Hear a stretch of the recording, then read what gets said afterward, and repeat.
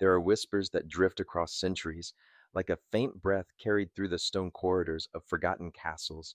They say that blood remembers, that within the veins of certain families flows not merely heritage, but a thread woven into the very fabric of hidden history.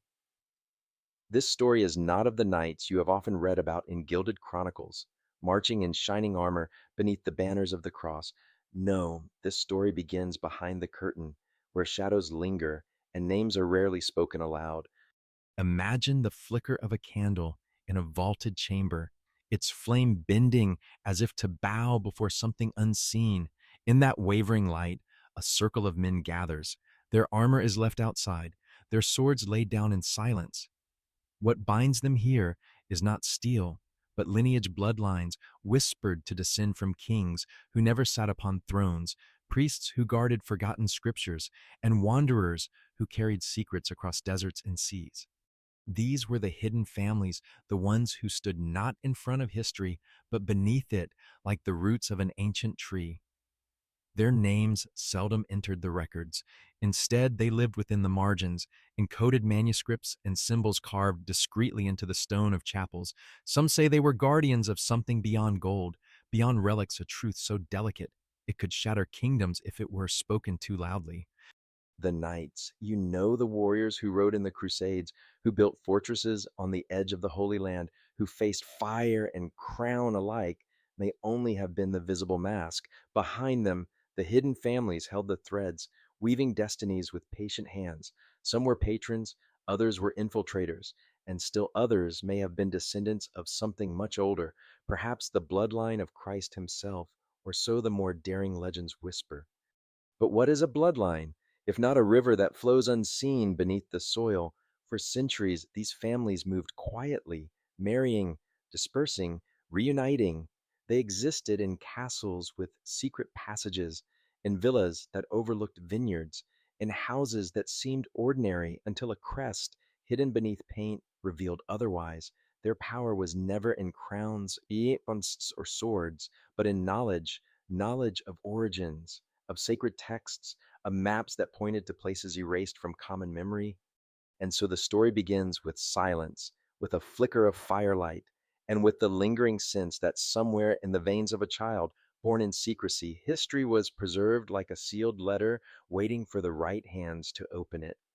What if the final bloodline has not vanished at all? What if, somewhere tonight, a descendant still walks among us unaware, or perhaps very aware, of the weight their name carries?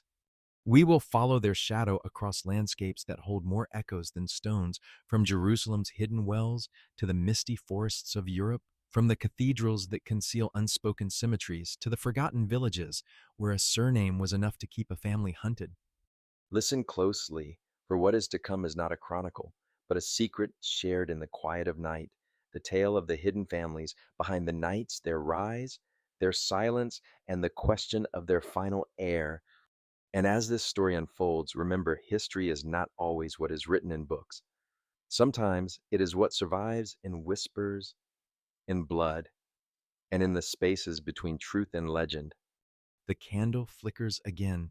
The circle of shadows leans closer, and somewhere, deep in the dark, the first secret is about to be spoken. The story of the hidden bloodlines does not begin in a single place, nor does it belong to one land alone. Like a tapestry woven from many threads, it stretches across continents, from the sunburnt deserts of the Levant to the green valleys of Europe. To understand the world in which these families once moved, we must first walk slowly into the geography of their time, allowing our senses to absorb the landscapes that carried both light and shadow. Picture the 12th century, the age when the Knights Templar emerged into the chronicles of men. Europe was a continent restless with faith and ambition. In the north, mist curled around the spires of Gothic cathedrals, rising like prayers carved in stone.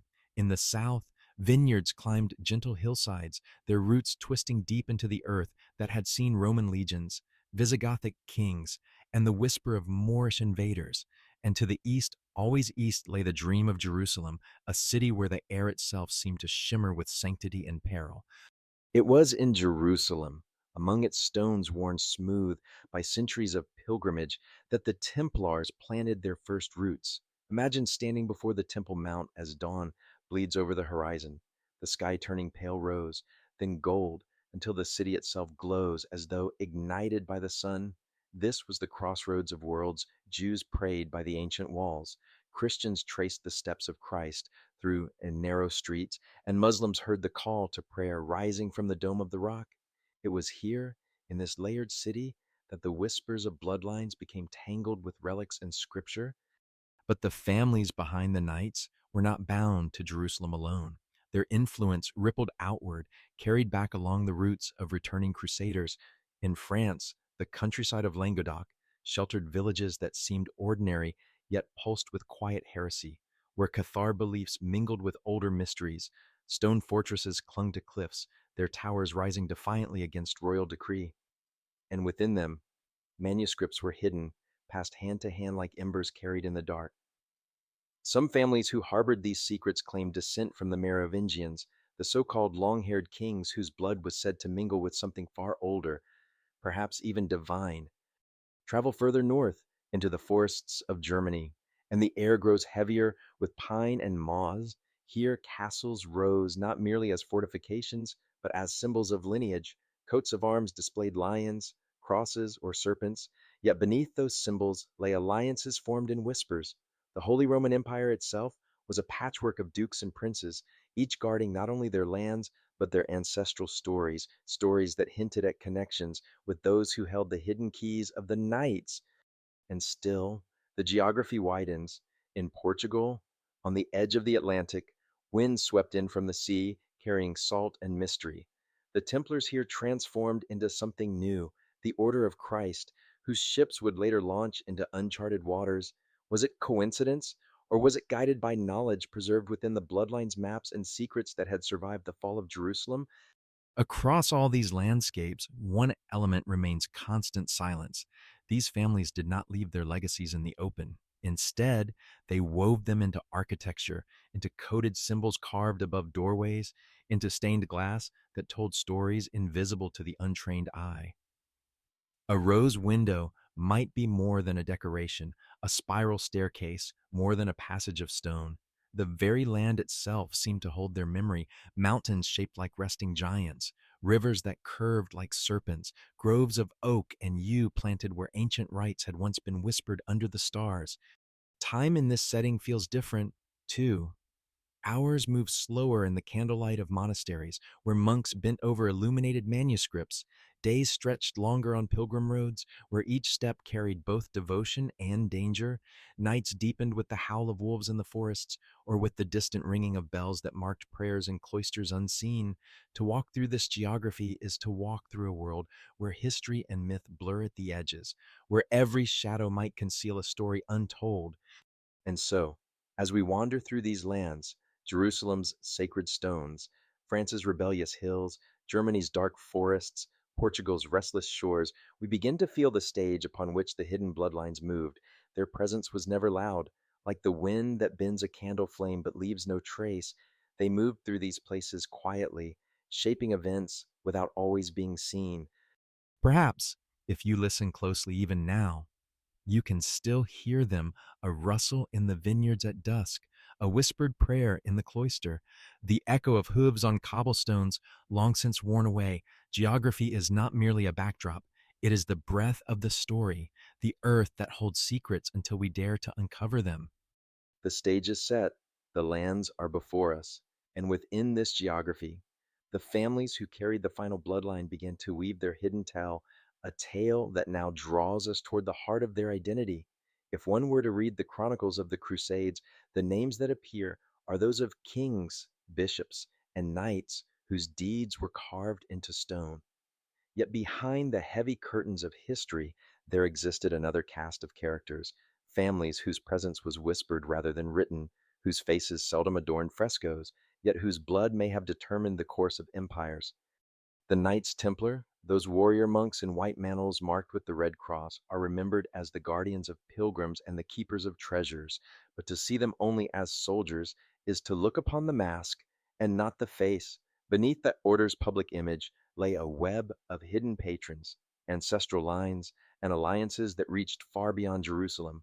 These were the bloodlines families who carried names that even now are spoken with a trace of reverence or suspicion. Among them were the Merovingian descendants, cloaked in the legend that their dynasty carried a spark of sacred inheritance. They were not kings at the time of the Templars, for the throne had long passed into other hands, but their families endured in shadow counts, dukes, and lesser nobles scattered through France and beyond. Their claim was not to power, but to something subtler, a lineage whispered to be touched by divinity, descending perhaps from the union of Christ and Mary Magdalene. Such stories could never be written in official charters, yet they persisted in the margins, guarded by symbols and codes only a few could decipher. There were also families of the Languedoc, whose homes overlooked valleys where Cathar faith resisted the authority of Rome. These families offered shelter to Templars traveling in secrecy, and in turn the knights protected them from the wrath of inquisitors. In their castles, manuscripts bound in leather were kept safe behind walls. Genealogies were recorded not for vanity, but as a safeguard of memory. Each name carried within it the echo of a survival, the sense that they were preserving not merely blood, but a secret entrusted to their very being. In Portugal, the Order of Christ arose after the suppression of the Templars. Yet behind this transformation lay families who had long interwoven themselves with the knights. They were mariners, explorers, and patrons who sensed that the inheritance of the order could not vanish but must be carried onward, transformed into sails and stars. The bloodlines did not end in courts or cloisters, they followed the tides, venturing into unknown seas with maps that seemed almost too precise, as though memory guided them more than chance.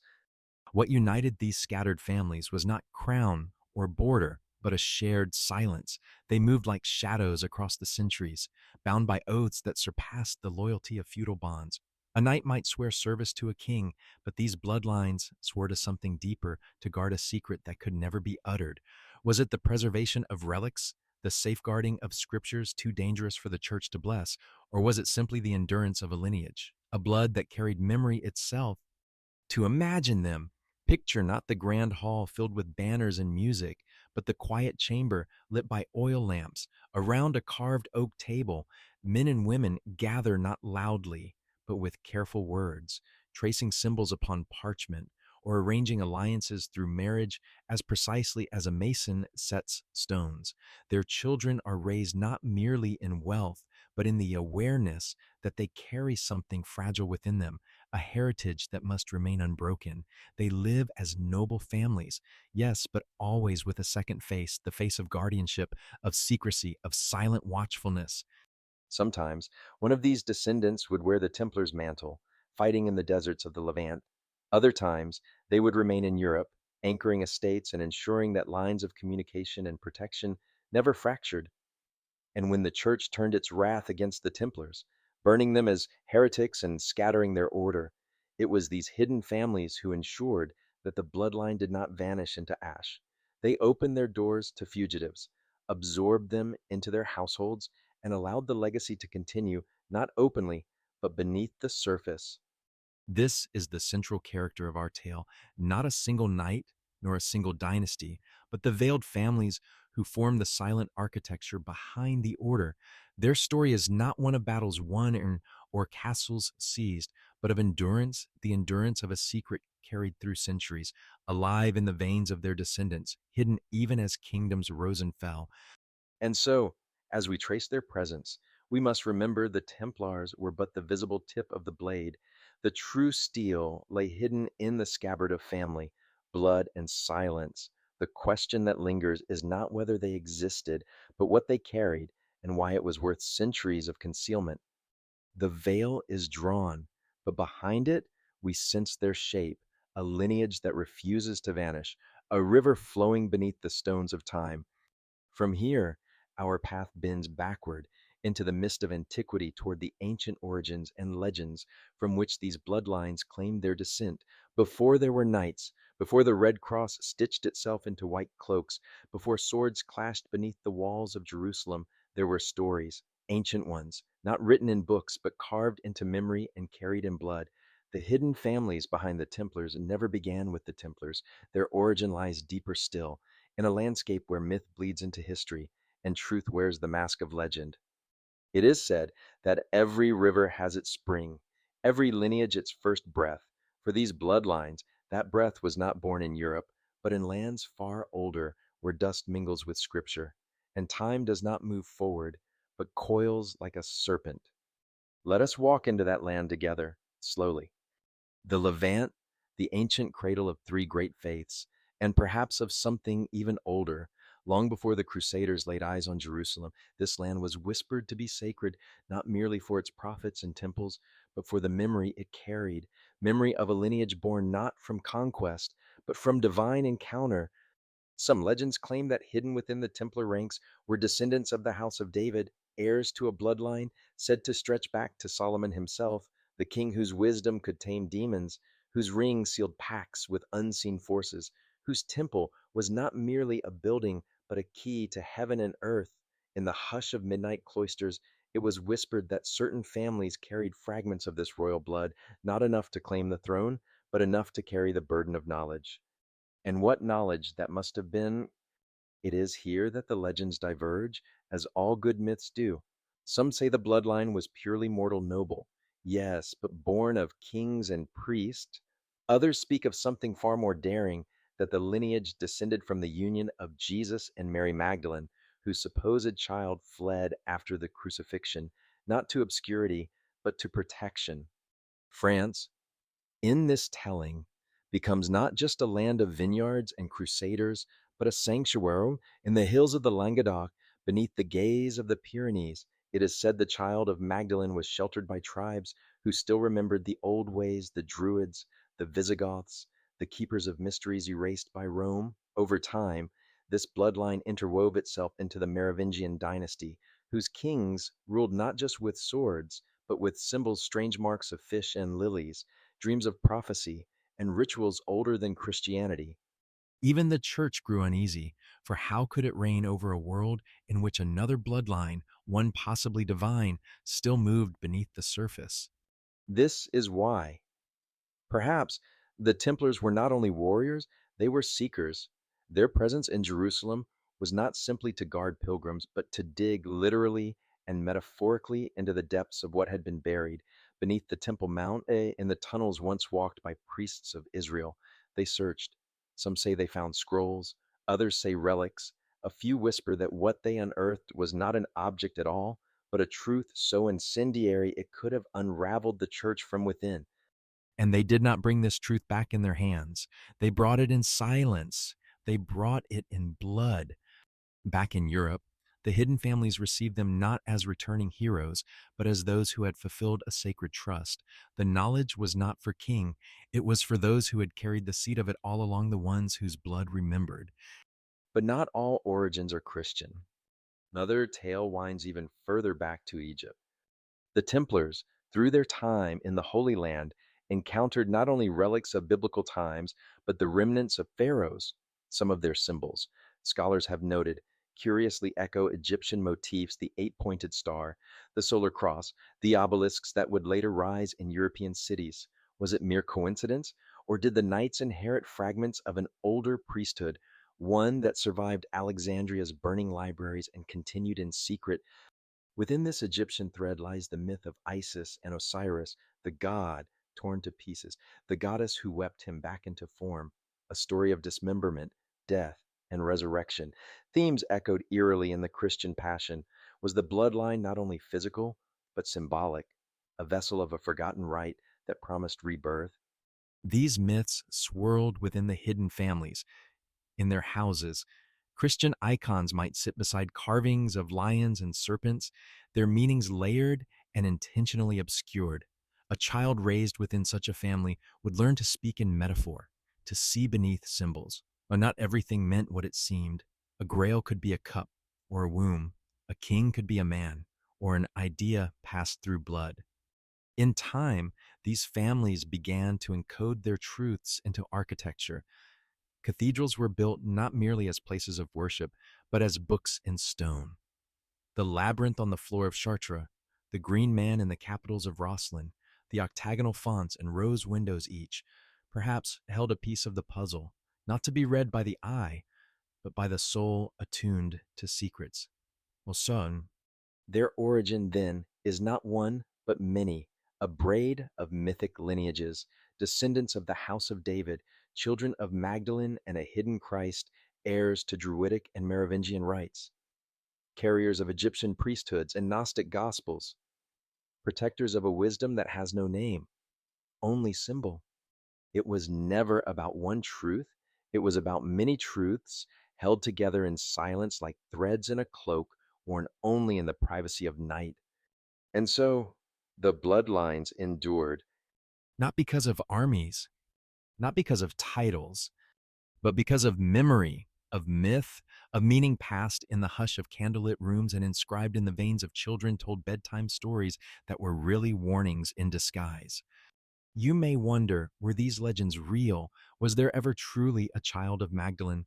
Did the Merovingians descend from kings touched by God, or merely invent such tales to justify their rule? But perhaps that is not the right question. Perhaps the better question is this: why were so many so determined to forget? And why did a handful, the hidden families, cling to remembrance with such unshakable devotion? That, in itself, may be the most powerful origin of all. From these ancient threads, a movement would rise, an order forged in steel and oath, one that would carry both the public face of protection and the private task of preservation. The rise to power would not come suddenly, but with the quiet momentum of fate. And when the time came, the bloodlines would not stand aside. They would step into the light, briefly cloaked in white, their red cross radiant in the sun, but their truest mission still veiled. Let us walk with them now into the moment the hidden families became something more than whispers, into the rise of the knights themselves. The world remembers the Knights Templar as if they rose in a single breath, a sudden, righteous force in gleaming white, summoned by the call of the cross and bound by noble cause. But power rarely arrives with fanfare. It comes like mist over the earth, silent and unnoticed, until the ground itself is no longer visible. And so it was with the hidden bloodlines. Their rise did not begin with swords, but with silence, a silence so deep it could outlast the clang of any blade. In the early 12th century, Jerusalem lay under Christian control. Reclaimed during the First Crusade, the holy city shimmered under the desert sun, a patchwork of faiths uneasily coexisting. Into this tension steeped landscape arrived a small band of knights, not many, not yet powerful, who called themselves the poor fellow soldiers of Christ and of the Temple of Solomon. Humble in name, but watchful in purpose. Led by Hugues de Payens, these knights took up residence not in a fortress, but in a portion of the Al-Aqsa Mosque built atop the ruins believed to be those of Solomon's temple. This was no accident. The name they chose was a declaration, and perhaps a signal. For those who watched carefully, the message was clear. These were not merely protectors of pilgrims, they were seekers of something buried beneath, centuries beneath the sand, beneath the stone, beneath the reach of Rome. For 9 years, they remained in Jerusalem, conducting no great military campaigns, drawing no attention save for their unusual secrecy. They did not patrol the roads as expected. Instead, they delved beneath the Temple Mount, according to some accounts, conducting excavations in tunnels older than memory. What did they find in that silence? Perhaps texts, perhaps relics, perhaps the confirmation of a bloodline long hidden and now reaffirmed. Whatever it was, their return to Europe was not marked by gold or spoil, but by influence, a different kind of treasure. Their rise was rapid, but not reckless. They were granted papal sanction in 1129, a gift few orders could dream of. They owed fealty to no king, only to the Pope. This independence made them dangerous and deeply valuable. Their wealth grew not from conquests, but from gifts. Lands were donated, castles appeared in their possession. They became bankers, builders, navigators across Europe and the Holy Land. Their white mantles appeared like stars across a night sky. But look closely, and one sees something deeper than organizational success, hidden among their ranks or just beyond their edge. The ancient families stirred. Patrons from noble houses whose ancestry trailed into legend aligned themselves with the Templars not out of devotion, but out of recognition. The order's symbols, twin knights on a single horse, the octagonal churches, the spiral staircases, the rose carvings, all whispered in a tongue older than Latin. These were not merely designs, they were signs.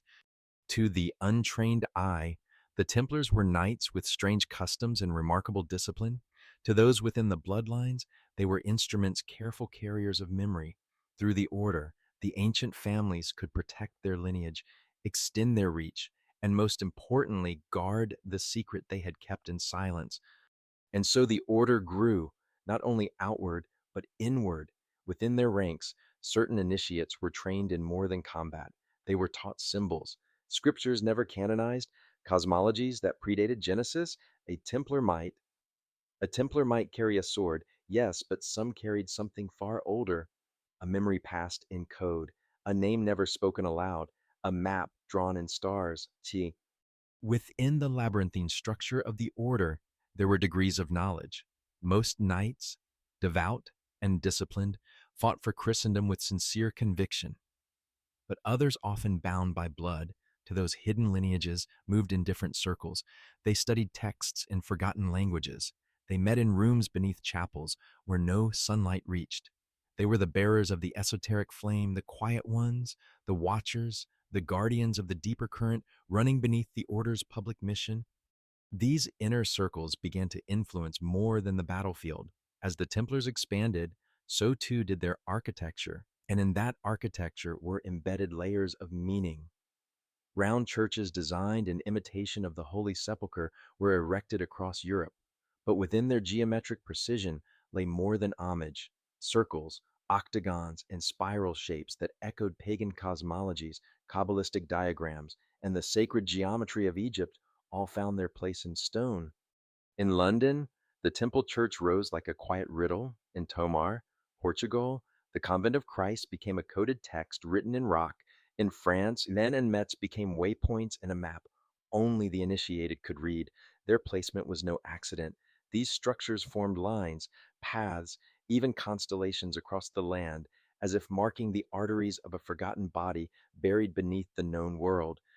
The order's wealth, too, became legendary, but not just in coin. The Templars invented systems of finance that allowed safe travel for pilgrims and merchants, early forms of banking that stretched from Scotland to Cyprus. Yet even here, some historians suspect there was a hidden purpose.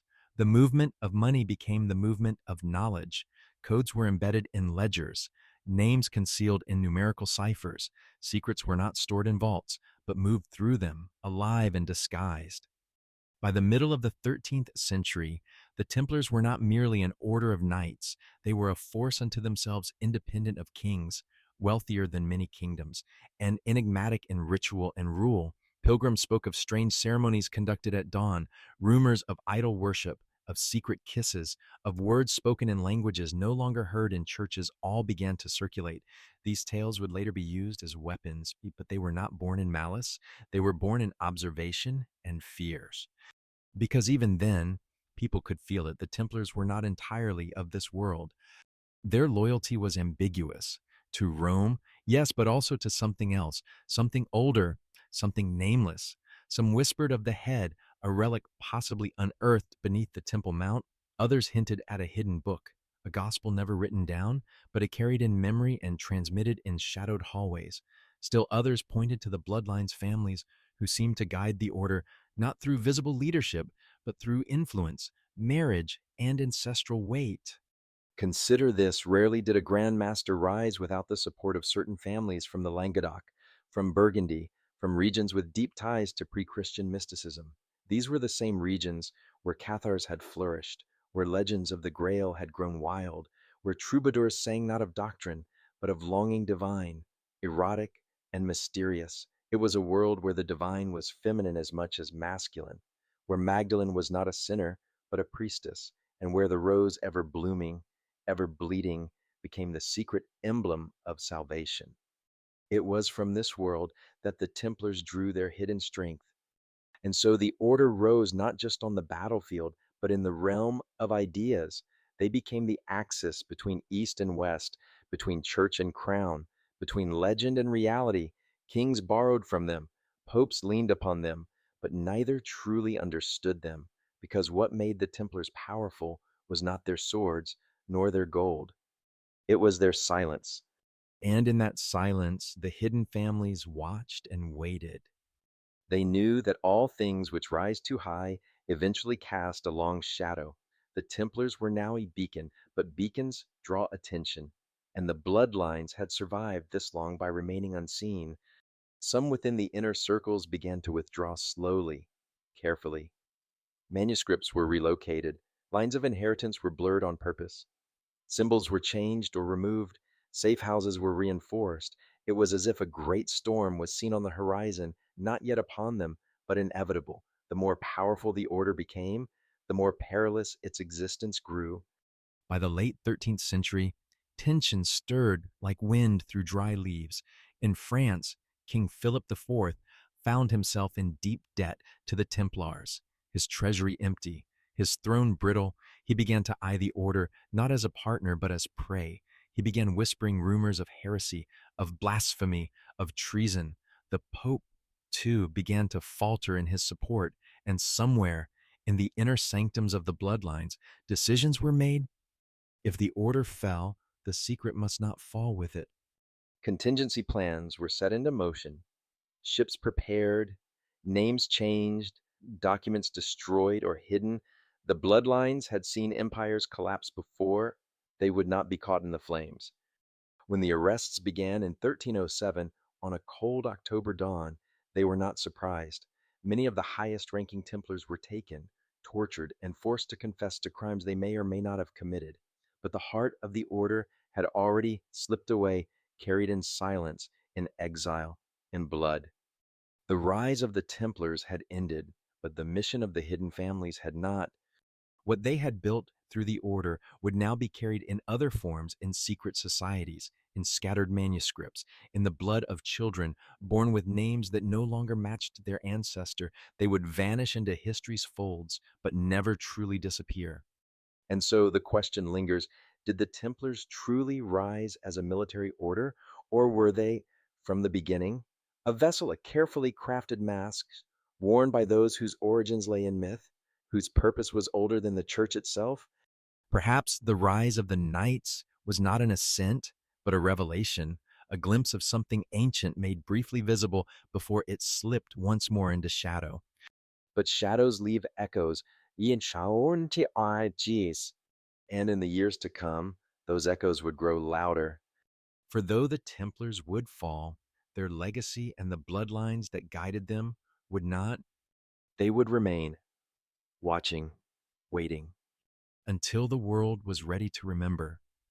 There is a moment in every great story when the tide is highest, when the moonlight gleams brightest upon still waters, and the world seems to pause in quiet awe of its own perfection. For the Knights Templar and the hidden bloodlines behind them, this moment was not marked by triumphal procession or a crowning victory. It was something more elusive and far more powerful. Theirs was a golden age, not gilded by conquest, but by influence that moved unseen. Between the years 1150 and 1250, the order expanded with an elegance and precision that suggested not mere success, but orchestration. Something or someone was guiding their hand. By the mid 12th century, the Templars had become more than an order. They were a sovereign network, a web of power stretching from the Scottish Highlands to the sands of Palestine. They commanded over 1,000 properties, castles, commanderies, vineyards, mills, and ports. They minted coin, drafted contracts, and could cross borders without paying homage to any king. Their insignia, the Red Cross, was enough to open gates and silence suspicions. But this power was not flaunted. It was worn quietly, like an amulet beneath a tunic, known only to those who needed to see. At the heart of this influence were the bloodlines. The families that had once whispered in the shadows now sat in high courts, held ecclesiastical titles, advised kings, and negotiated behind cathedral doors, yet they remained elusive. Their true allegiance was not to any throne, but to the secret they carried, the preservation of a lineage, a story, and perhaps a truth that could not be spoken aloud. In Provence, for instance, the Counts of Toulouse welcomed Templars not only as guests, but as kin. They shared feasts, financed ventures by, and quietly ensured that the order's properties were protected from royal eyes.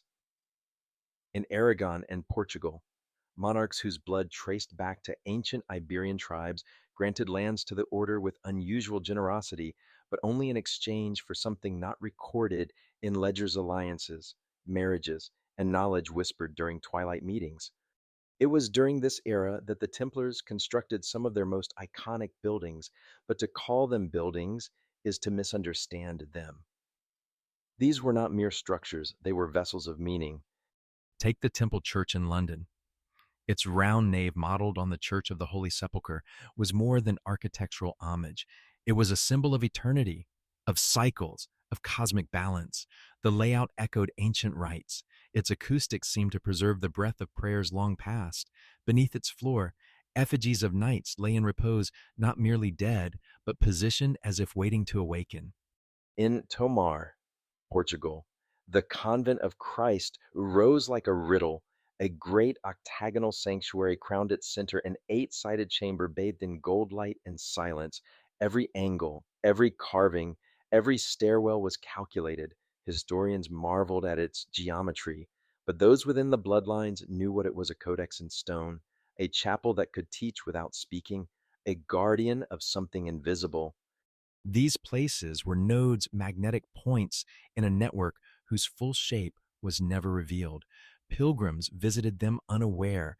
Priests blessed them without knowing. But for the families, for the ones who knew the signs, they were sanctuaries of memory. And memory, in this golden age, became currency. The Templars were unmatched financiers, not simply because they understood wealth, but because they understood what could not be lost. Their vaults held not only gold, but documents, contracts, names, and shields. A traveler in the 13th century could deposit coin in Paris and withdraw it in Acre. But what else might have traveled with that letter of credit? A secret, a message, a name that must never be spoken aloud. The order's ships, too, were more than merchant vessels. They sailed from La Rochelle, from Lisbon, from Marseille, carrying goods, yes, but also passengers, whose identities were never written, whose purposes were never declared.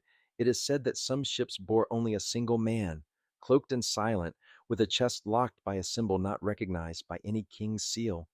This was the age when the bloodlines moved most freely.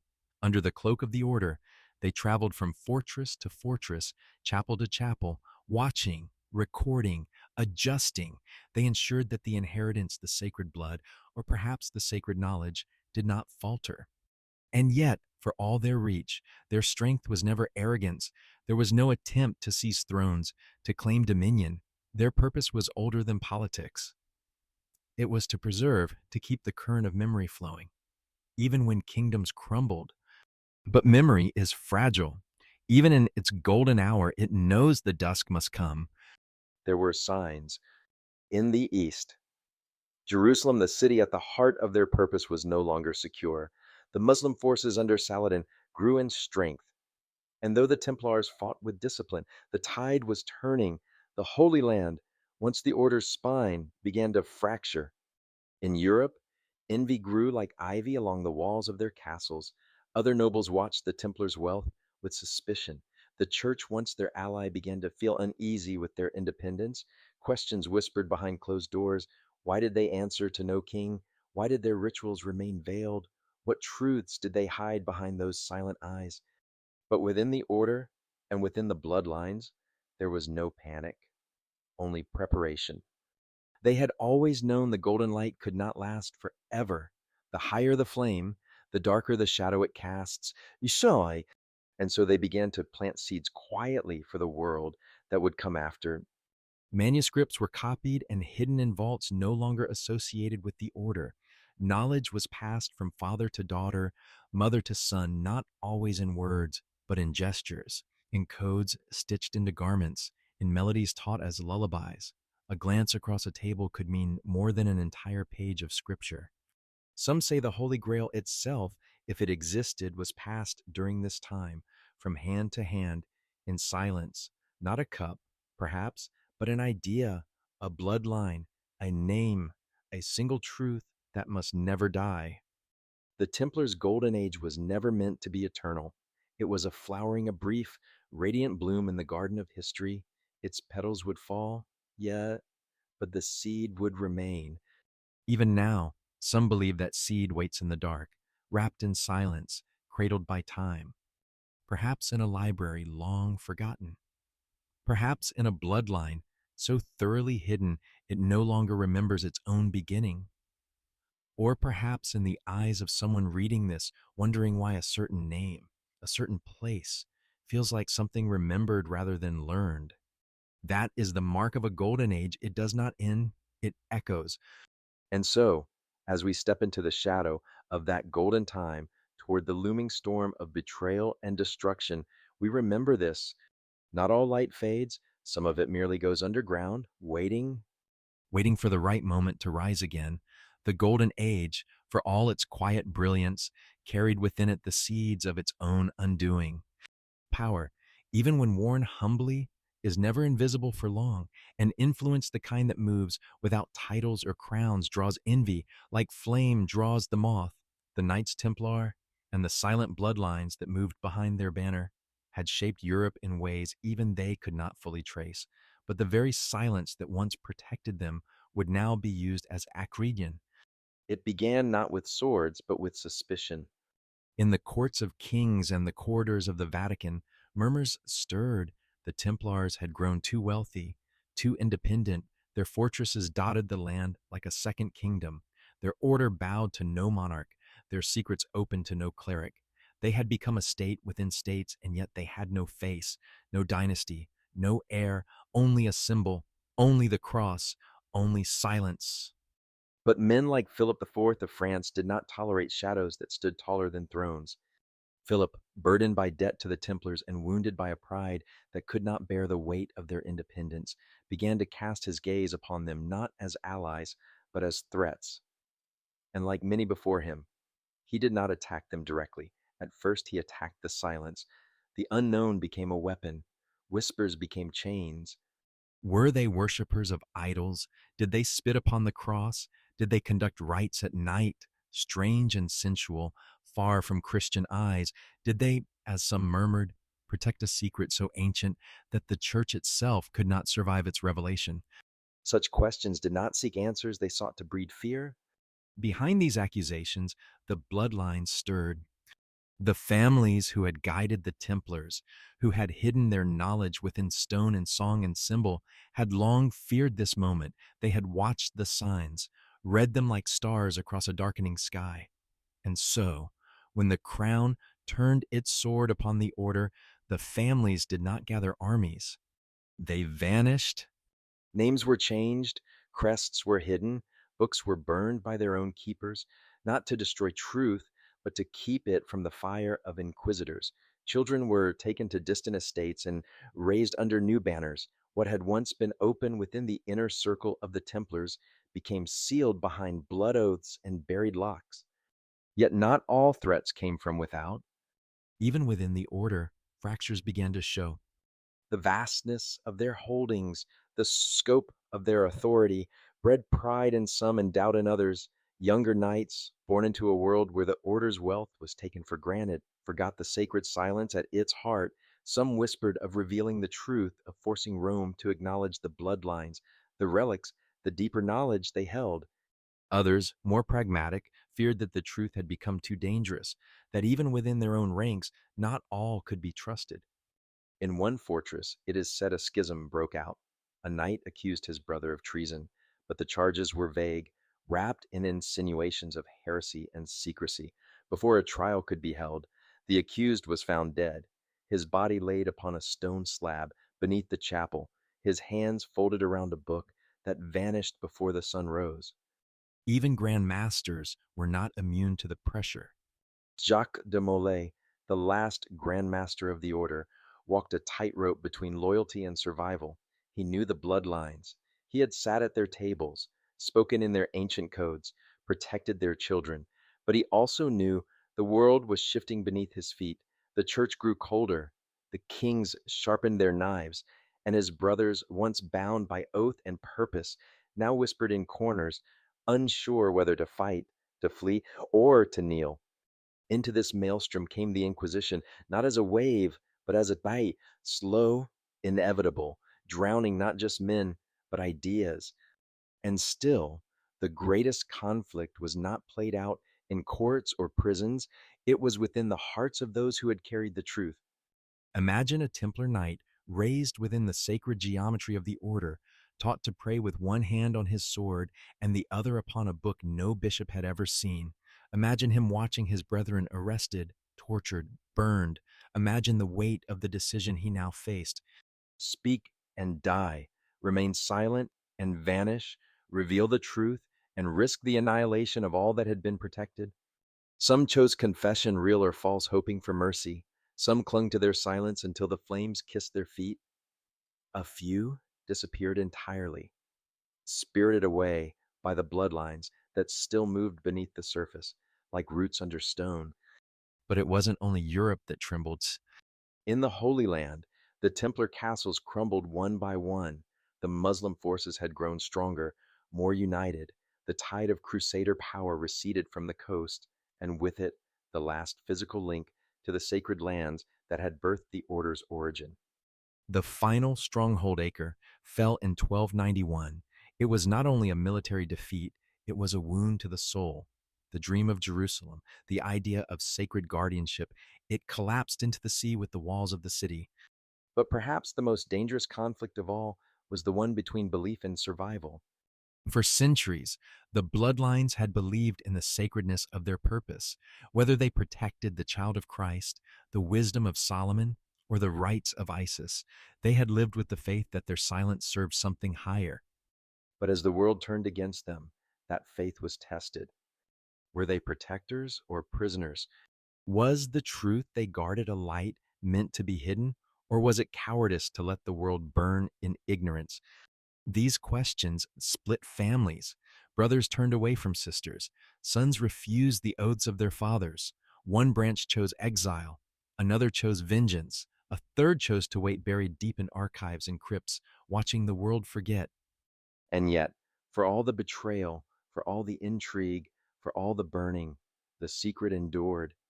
Not because it was hidden perfectly, but because it was hidden in fragments. No one family held it all.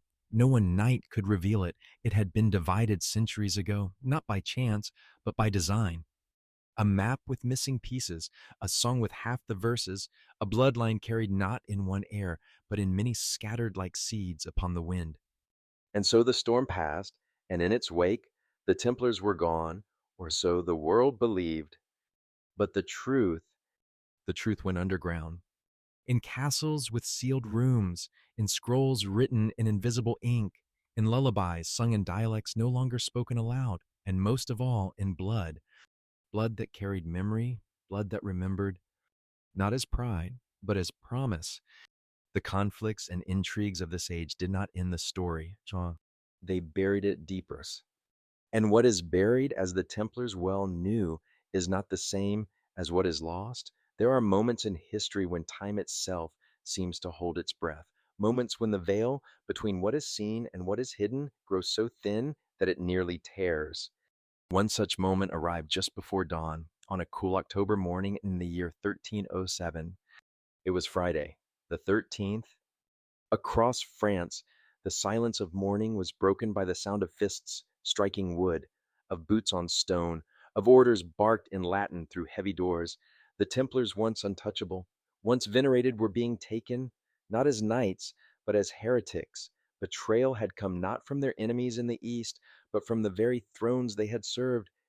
King Philip IV of France, known as Philip the Fair, had long admired the Templars, or at least what they possessed versus their wealth, their lands, their secret.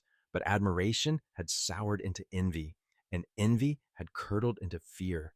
With a treasury drained by war and ambition, and debts owed to the very order he now accused, Philip made his move.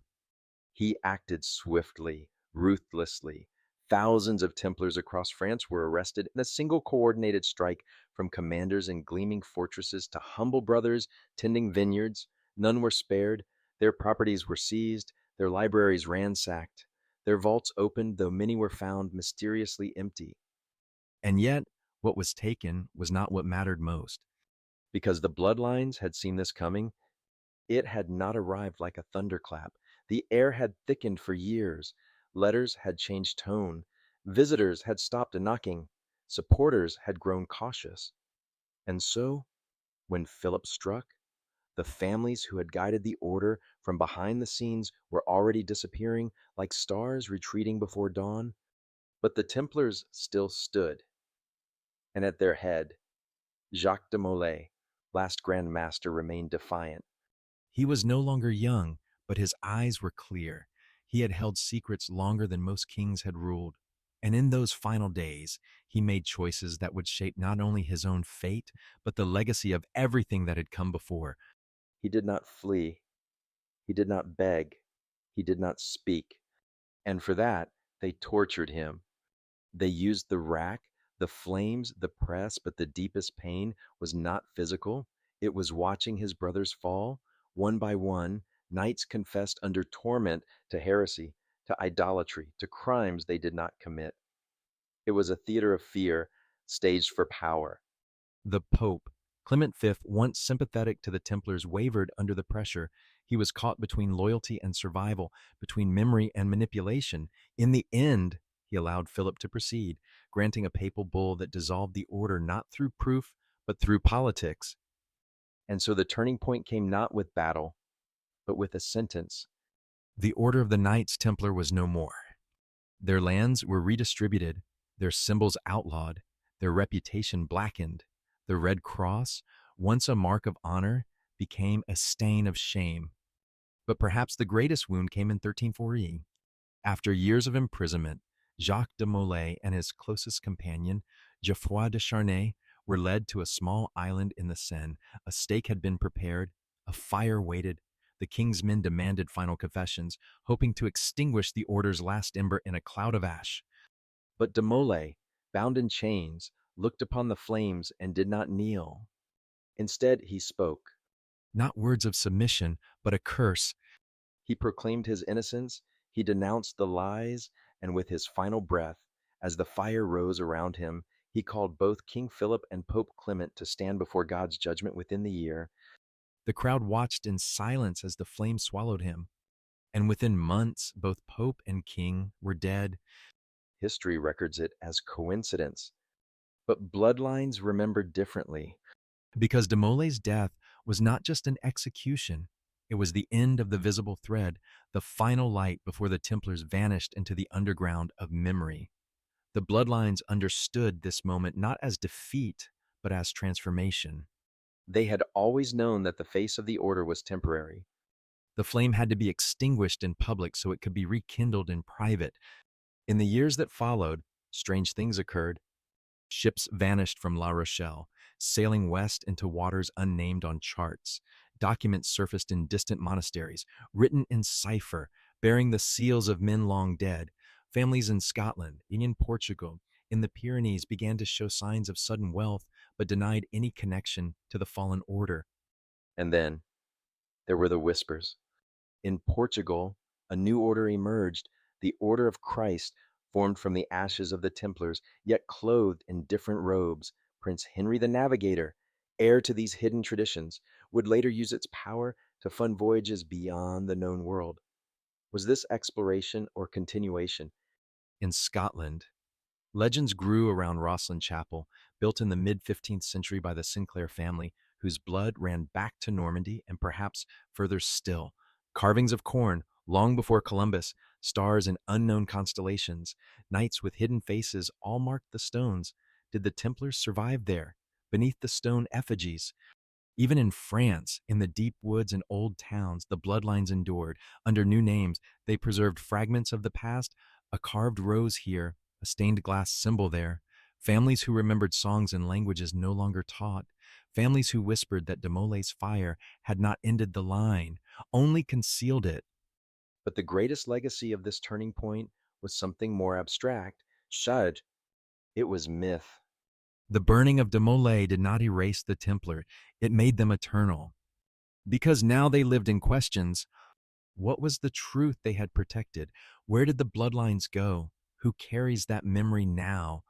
The answers, like the Templars themselves, dissolved into legend. But legends have power. They do not need fortresses, they do not need armies, they only need to be remembered. And so, as we step beyond the fire that claimed the last visible master of the order, we enter a world even quieter where the bloodlines became ghosts, and ghosts became symbols, and symbols became maps for those who still seek. This was the turning point. Not an end, But a disappearance, a veil pulled over the face of truth. Until the day, perhaps that veil is lifted again. In the quiet centuries that followed the flames of 1314, the world forgot what it could not explain. The Templars were declared extinguished, the bloodlines erased from history's official script, castles changed hands, vaults were sealed or looted, their name became a warning heresy, treason, secrecy, and yet, across the fading parchment of Europe's memory, strange marks remained, marks that did not belong to kings or clerics, marks that resisted forgetting. the clues were not loud. They never were.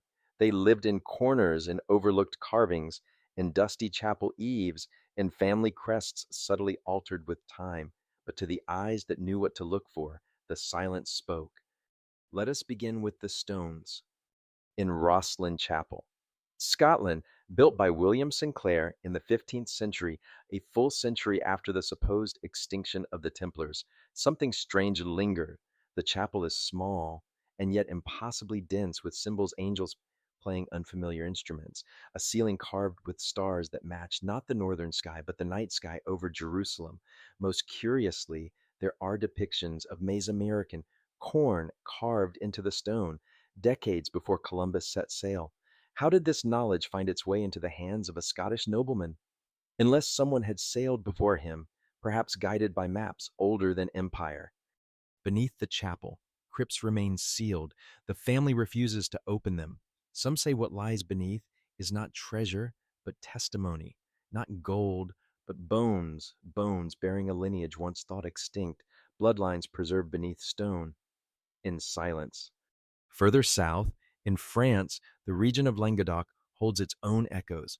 In towns like Rennes-le-Château, stories persist of priests who stumbled upon hidden vaults, Of parchments found behind altars, of sudden wealth acquired and never explained. Abbe Berenger Saunier, the 19th century priest of the village, reportedly discovered something within his church that changed his life overnight. He restored the entire building with inexplicable funds. He installed cryptic symbols in plain sight, a statue of Asmodeus, guardian of secrets, Latin inscriptions with double meanings, and a baptismal font that seems to hide a map. No one knows what he found, but his behavior changed. Visitors came at odd hours. His library expanded, and he died without ever revealing the source of his wealth. Was it money or knowledge? Some suspect the link to the bloodlines ran through him, that the secrets carried by the hidden families resurfaced briefly in his hands. Others believe he found a fragment, a broken piece of a much older design, like a tile from a mosaic long shattered. Then there are the symbols, Ubal, across Europe, on buildings untouched by war or time, one finds recurring signs: the eight-pointed star, symbol of regeneration; the double-headed eagle, watching east and west; the rose and cross, intertwined like breath and blood; the green man, carved beneath Christian arches, his vines curling into silence. These are not decorations, they are fingerprints. And in some of the most curious places, we find inscriptions written in cipher, like the dossier secrets allegedly deposited at the Bibliothèque Nationale in Paris in the 1960s, referencing a secretive organization called the Prieuré de Sion. Whether real or hoax, they speak of lineages stretching from the Merovingian kings to the present day. They name families that still walk among us. They suggest the survival of a sacred bloodline, preserved not by accident, but by design. In Portugal, the Templar presence did not fade, it evolved. The Order of Christ, established shortly after the suppression, inherited much of the Templars' land, ships, and rights. Prince Henry the Navigator, one of its most famous members, used this knowledge to launch expeditions beyond the known world.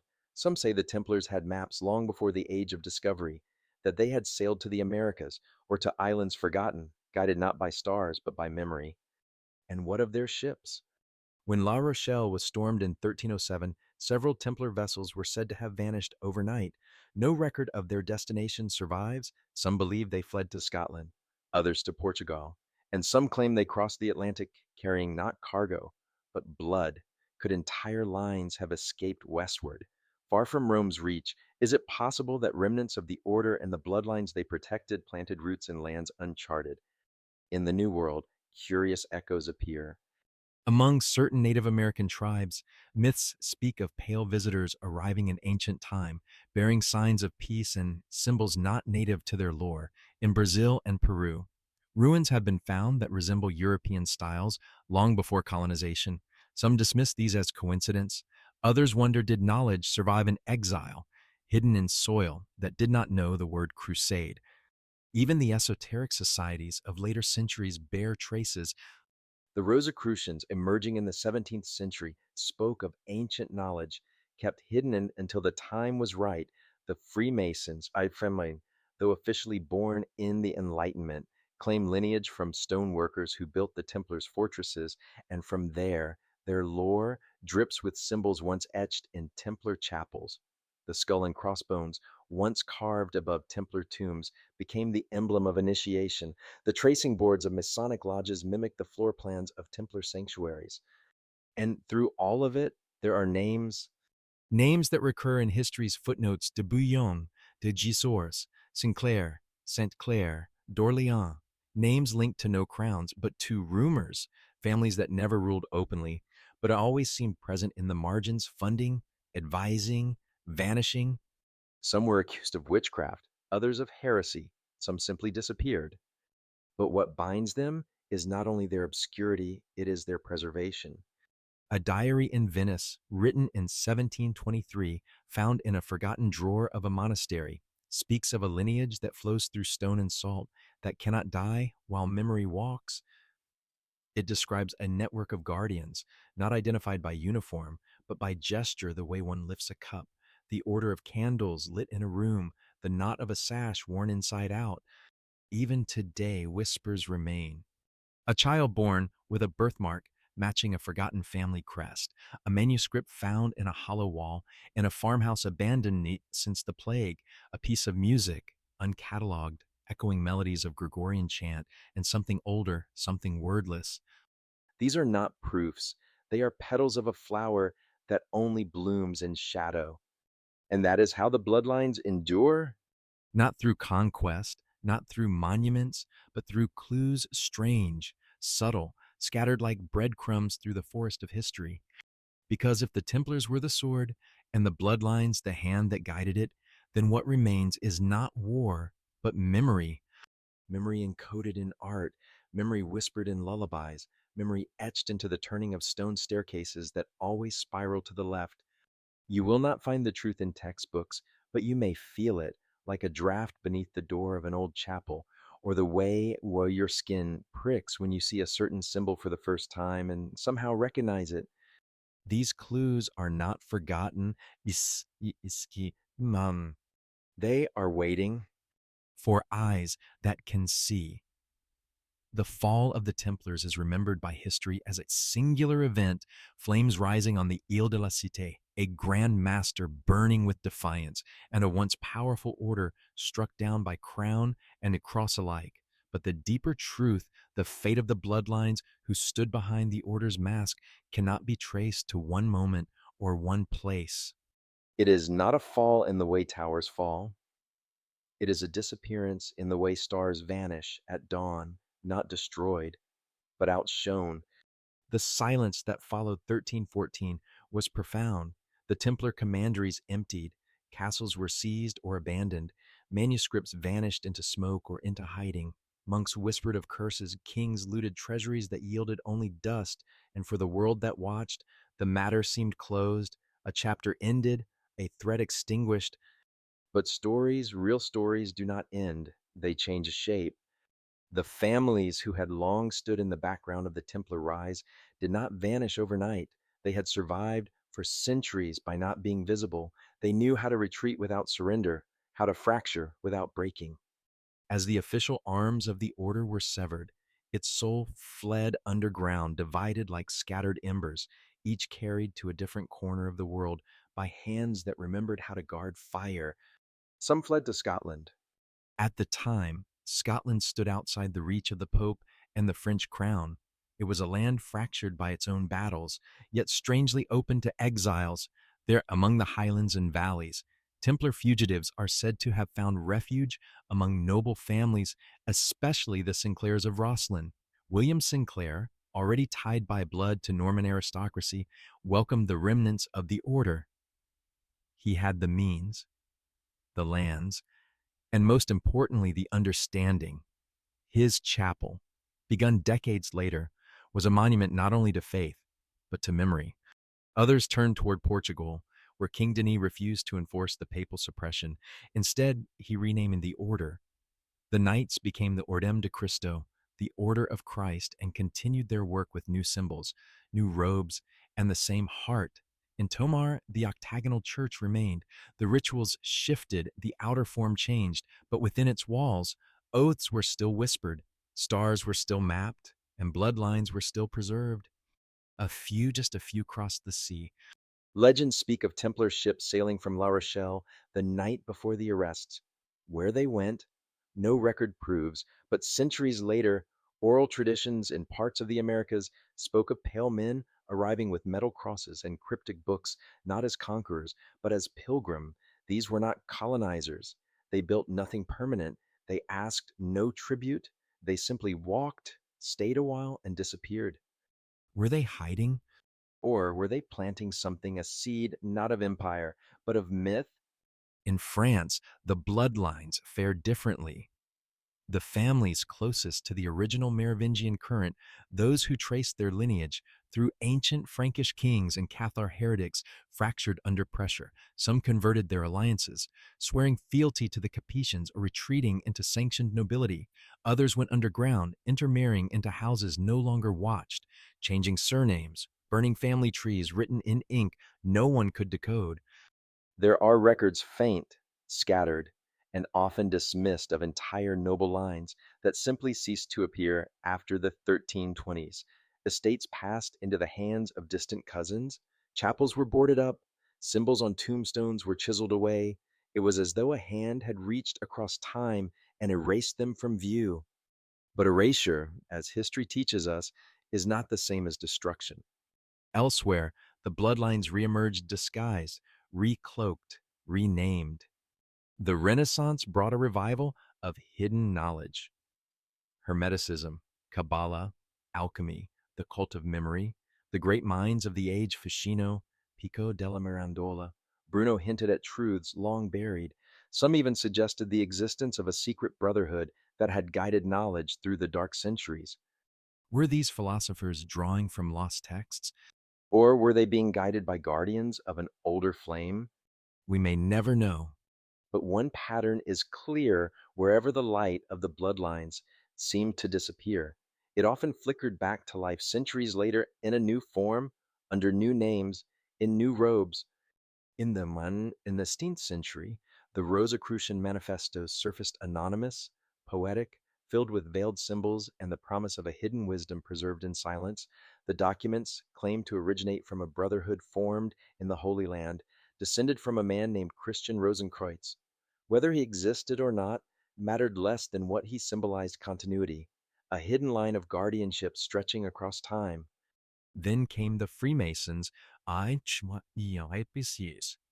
They too claimed to descend from ancient builders, not just of cathedrals, but of a symbolic temple lost to history. Their rituals, layered in allegory, bore curious resemblance to the rites said to be practiced by the Templars before their fall.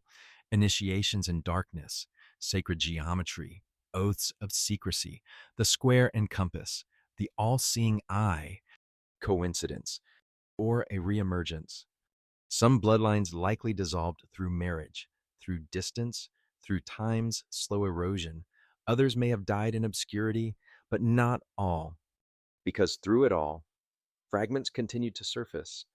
A book of hours found in a monastery in Umbria, its margins filled with symbols unrelated to the text. A will in northern Spain, bequeathing the memory of a promise made before the temple fell. A family seal in Bohemia that bore, faintly, the twin knights on a single horse, the earliest emblem of the Templars. And sometimes the traces are stranger still. A boy born in the Austrian Alps who, at age 5, sketched a map of Jerusalem's tunnels with startling accuracy, though he had never left his village. A young woman in 19th century Italy who composed music she claimed to remember and whose melodies, when analyzed, mirrored patterns of sacred numerology found in Templar architecture. Are these accidents? Echoes. Or are they memory not of the mind, but of the blood? In the end, the disappearance of the bloodlines was not a vanishing. It was a folding inward. A retreat into myth, symbol, and dream. They hid not only to survive, but to preserve, to guard what they had carried across centuries, a lineage, perhaps a secret, certainly a way of seeing the world that had no place in a world ruled by crowns and crosses. But make no mistake, they did not forget, and if the signs are to be believed, they did not die. They merely stepped sideways into the mist, waiting, as they always had, for the right moment. not to return with banners and swords. But to be remembered, what remains after a lineage disappears, not banners, not battalions, not proclamations carved into stone. No, the true legacy of a bloodline hidden for centuries is quieter than that. It breathes through symbols, or it murmurs through rituals, it lingers in the architecture of memory. And memory, when shaped by silence, is the most enduring monument of all. After the fall of the Templars and the retreat of the ancient bloodlines into shadow, the world moved on outwardly. At least, monarchies rose and fell. Empires expanded, then cracked like old frescoes under the pressure of time. The church rebuilt its sanctity, dressing its vaults in golden vestments, confident it had stamped out the heresies of the past. The red cross of the Templars faded from banners and coins. But something still stirred beneath the surface. To trace the legacy of the hidden families, the final bloodline is not to follow a straight path, but to walk a spiral. Their influence was never linear. It was encoded, dreamlike, like threads woven into the hems of robes. Take, for example, the resurgence of sacred architecture during the Renaissance. Cathedrals like Milan, Florence, and even smaller chapels across Spain and Portugal began to display curious geometries. Rose windows bloomed once again, their petals composed of mathematical precision. Pillars rose in threes and sevens, reflecting the sacred ratios known to the ancients.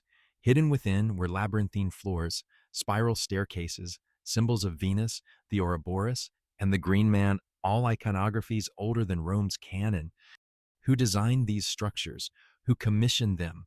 Often it was families whose names appeared out of nowhere, minor nobility, obscure patrons suddenly flush with wealth and vision, and then just as suddenly vanished from the record.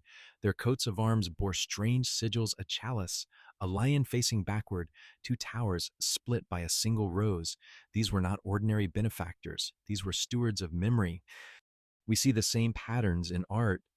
Look closely at the works of the great Renaissance painters, not in the foreground, but the background. Leonardo da Vinci, whose notebooks spill with anatomical genius and flying machines, was also obsessed with hidden symmetries, with sacred proportions, with symbols of light and darkness held in perfect tension. His Last Supper is not just a painting, it is a riddle. The hands, the bread, the gestures, the absence of halos, the strange positioning of Magdalene, or is it John beside Christ? All speak in a tongue known to those who remembered. The legacy is not in the canvas, it is in what the canvas dares to conceal in plain sight. And then there are the manuscripts. In libraries from Prague to Palermo, uncatalogued books whisper in silence, Gnostic gospels with annotations in Latin that do not match the script, alchemical treatises referencing cities not found on any map, illuminated pages where the imagery diverges from doctrine, a lamb crowned with thorns, but bleeding from its womb rather than its seed. Some believe these were the work of mystics. Others say they were the continuation of something far older, a lineage of scribes trained not only to copy, but to remember. In this way, the bloodlines survived not by preservation alone, but by transmutation. They moved from flesh to symbol, from family to philosophy.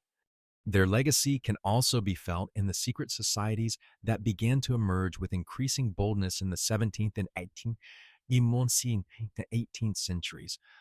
The Rosicrucians, the Freemasons, the Illuminés, the Compagnons du Devoir, each claimed ancient roots, each veiled in allegory and initiation, and each centered on a pursuit of hidden knowledge.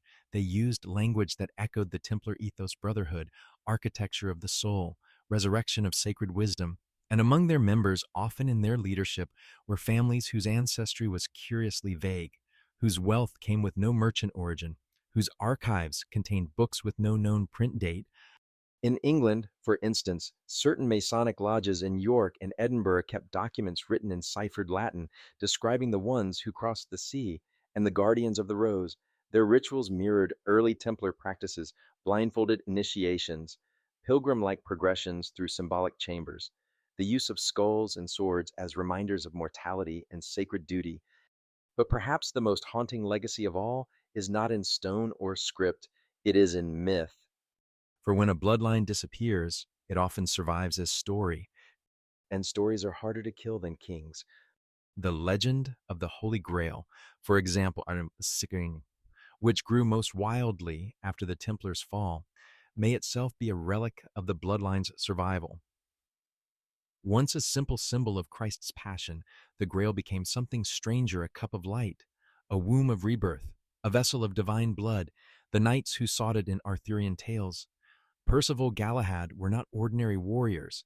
They were seekers of mystery, often confused by the world around them, pulled forward by something they could not name. Was this just storytelling? Or was it a memory trying to speak again, this time in dream? In legend, even the idea of the hidden king, the one who sleeps beneath the mountain, who will return when the world is ready, echoes the core purpose of the bloodlines. They were never meant to rule openly. They were guardians of potential, of truth too dangerous for the age that betrayed them. And so their legacy passes not through inheritance, but through resonance. In every story of a chosen child, in every rumor of a secret society, in every church built with a rose window pointing west, in every dream of a city made of light, hidden beneath the hills. And still, the bloodlines are watching. Perhaps not in the way they once did with titles and codes, with ships and sanctuaries, but in the undercurrents of culture, in symbols that teenagers draw in notebooks without knowing why, in recurring dreams passed through generations, in the instinct some have unexplainably to seek what has been hidden. Perhaps they live in those who feel they've seen something to war. Perhaps they move in those who speak languages they were never taught. Perhaps they breathe in those who cannot forget what they never knew. The legacy of the final bloodline is not to be found in museums or courts. It is found in the tension between memory and myth, in the haunting feeling that history left something behind, and that something is still alive. Still waiting, still walking the edges of our world, in the long shadow of the Templars' fall and the bloodlines' retreat into obscurity. The world has never stopped asking what truly happened. If they disappeared, then how? And if they survived, then where are they now? Across centuries, these questions have refused to die. They have only multiplied, evolving into theories, conjectures, and obsessions. Some see conspiracy, others see continuity, and some still see a thread. The 18th century marked a kindling of curiosity, an awakening of interest in esoteric traditions, ancient wisdom, and the architecture of secrecy. Freemasonry, in particular, rose not merely as a fraternal order, but as a cultural phenomenon, and within its layered rites and labyrinthine myths, whispers of Templar heritage flickered once again. Some lodges claim direct descent from Templar lines. Documents such as the Charter of Larminius, discovered or perhaps forged in the early 18th century, claim to list an unbroken line of Grand Masters from Jacques de Molay to the present day. The charter is a subject of intense debate. Many scholars dismiss it as a fabrication, but what matters more is that it exists at all. Why would anyone need to fabricate such a lineage unless something within us still wants it to be true? The desire for continuity has always followed these stories, perhaps because history without mystery is sterile, and the Templar saga is nothing if not fertile ground for speculation. But not all theories arise from fantasy. Some have teeth. The political continuation theory suggests that the bloodlines, through careful marriage, assimilation, and rebranding, embedded themselves into European aristocracy, not to rule openly, but to steer subtly. The idea holds that these families helped shape major political events from behind the scenes: the Reformation, the Enlightenment, the rise of secular republics. Their goal: to shift power away from the church, whose betrayal they had neither forgiven nor forgotten. Supporters of this theory point to the House of Habsburg, the Bourbons, even the obscure House of Rohan in France, all of which bear heraldic symbols with strange echoes of the old codes: lions, roses, twin towers, and chalices carved into rings, crests, and chapel lintels. Were these merely remnants of Templar iconography or veiled declarations of continuity? Another perspective, the bloodline preservation theory, holds that the families did not disappear at all. They merely disappeared from recorded history. According to this view, there exists an unbroken, though deeply hidden, lineage descending from sacred origins. Some claim from the house of David, others from Jesus and Mary Magdalene. This idea was thrust into the popular imagination by The Holy Blood and the Holy Grail, 1982, a book that blended medieval history, religious heresy, and dynastic intrigue into a compelling, if controversial, hypothesis. The book's authors proposed that the Holy Grail was not a chalice, but a bloodline, saying real royal blood protected for centuries by secret societies, including the Templars and the elusive Prieuré de Sion. Mainstream historians scoffed, yet the theory resonated deeply. Missy, Why? Because it offered a story. The official narrative could not: a secret lineage, not of power, but of purpose, a story in which the sacred had not been lost, only hidden, waiting.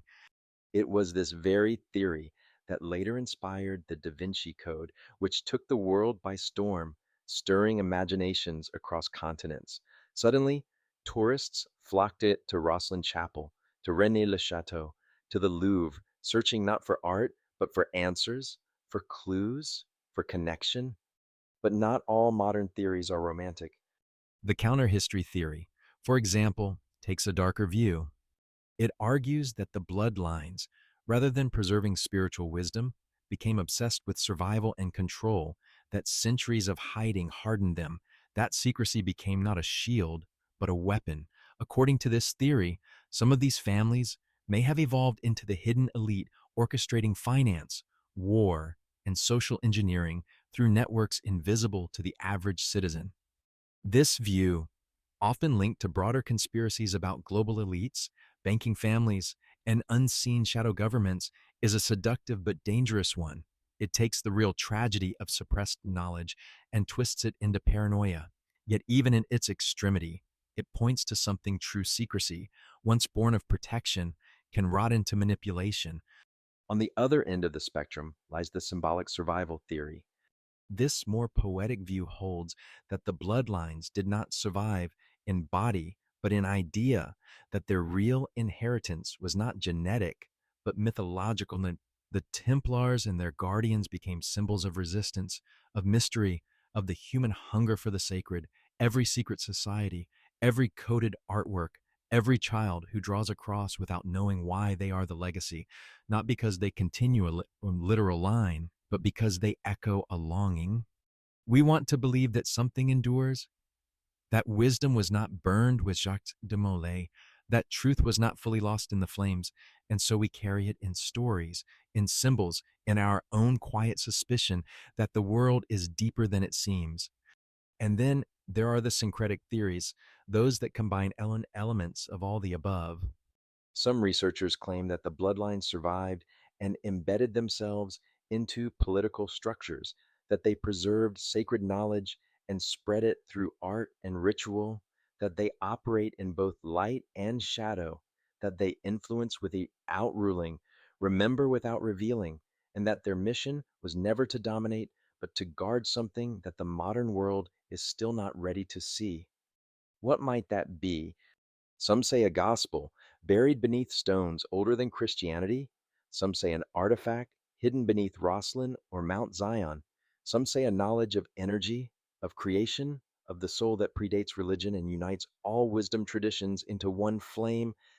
And others say it is none of these, that the final bloodline was never about what was carried, but how it was carried in silence, in trust, in the refusal to let truth die. In recent years, even genetics has entered the debate. Projects tracing Y-DNA haplogroups have searched for patterns among supposed descendants. Some families from southern France, northern Spain, and parts of Portugal display unusual genetic consistencies markers that don't fit cleanly into established migration patterns. But DNA, like history, cannot tell us everything.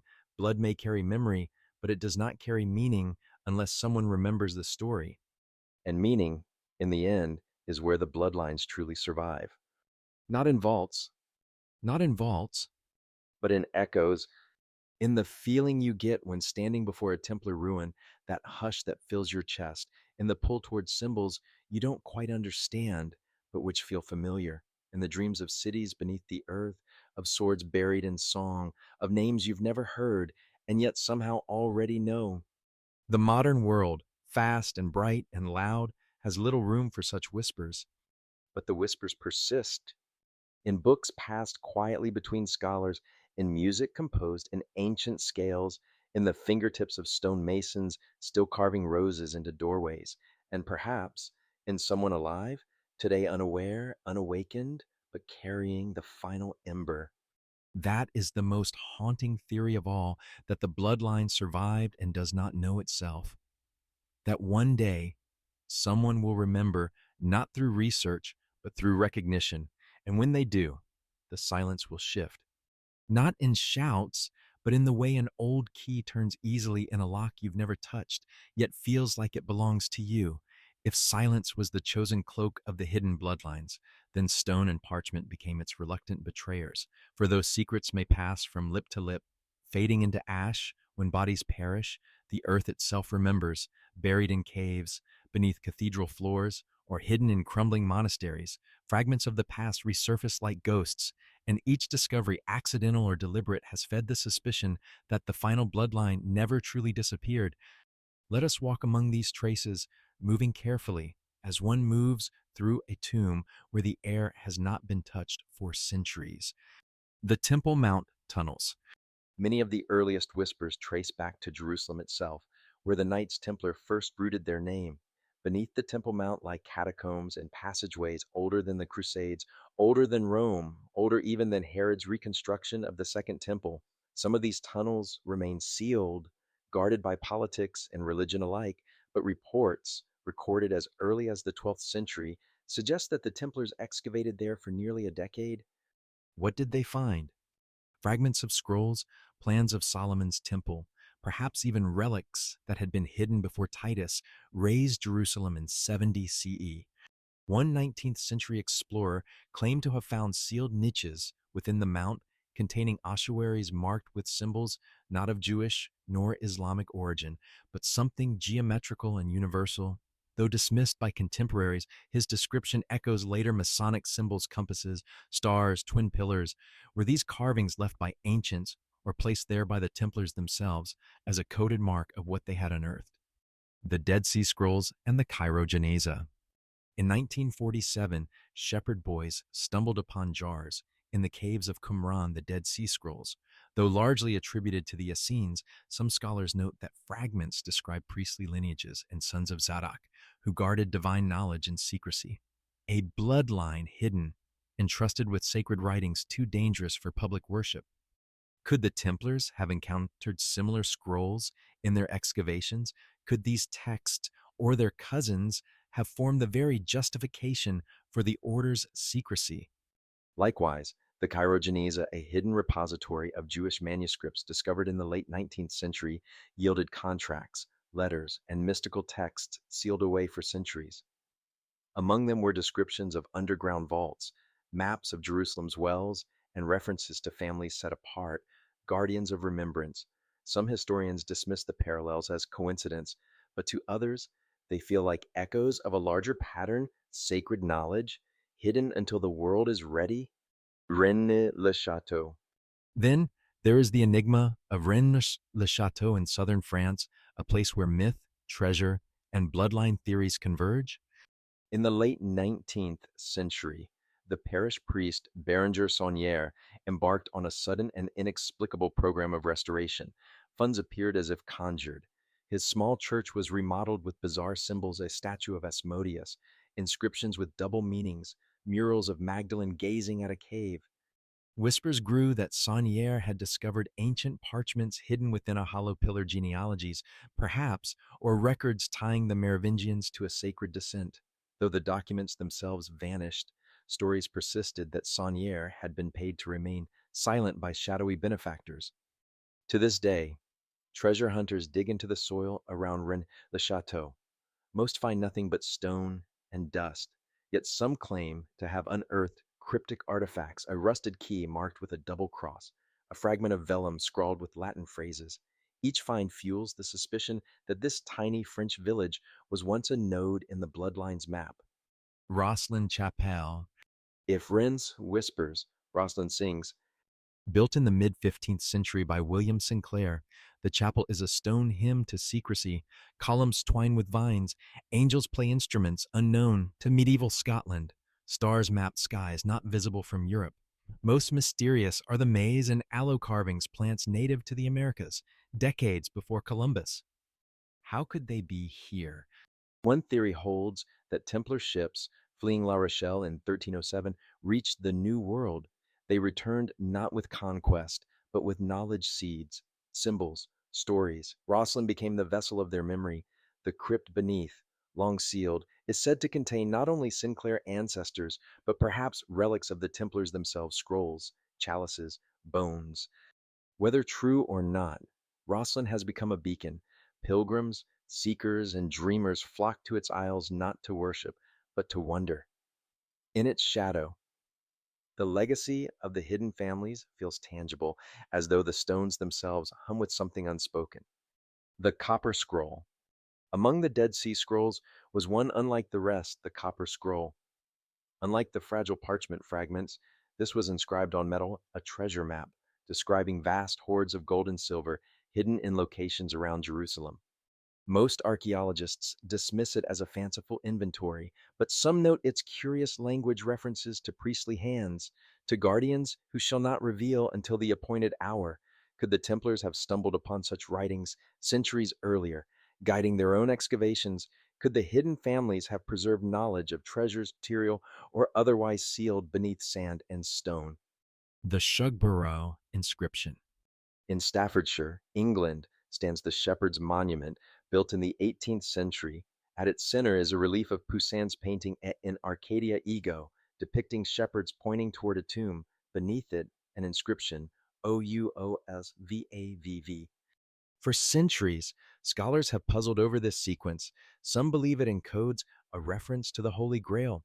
Others see it as initials of a secret motto, known only to those in the bloodlines.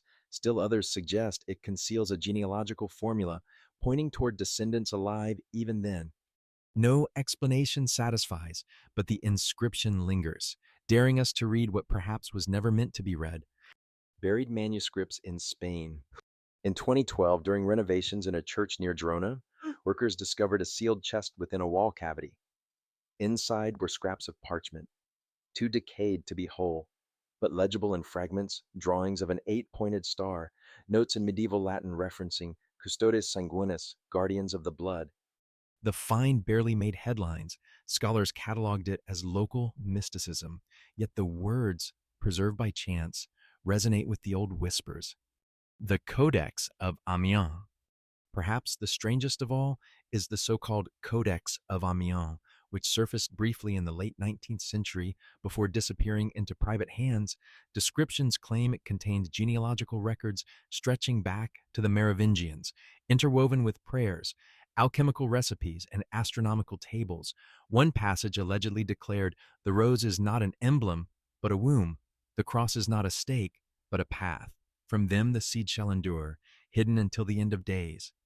If genuine, it would have been the closest thing to a confession of the bloodline's existence, but the codex vanished, sold at auction, lost to time, or perhaps not lost, merely hidden again. These discoveries, real, a rumored, half imagined form, not a clear picture, but a mosaic. Each piece alone proves nothing. Together, they whisper. They whisper of manuscripts buried and rediscovered, of chapels built as riddles in stone, of symbols carved where no one would think to look, of families who remembered through silence. What is most telling is not what we have found, but what remains unfound. So many records burned, so many vaults sealed, so many catacombs unexplored. History often pretends at finality, but archaeology humbles us. Each shovel of earth, each candle lit in an old crypt, carries the potential to shift everything. And so, perhaps the greatest discovery is not in the past at all. It is in the future, waiting for the right hands, the right eyes to see. The earth remembers, stone remembers, blood remembers. And one day, all three may speak again.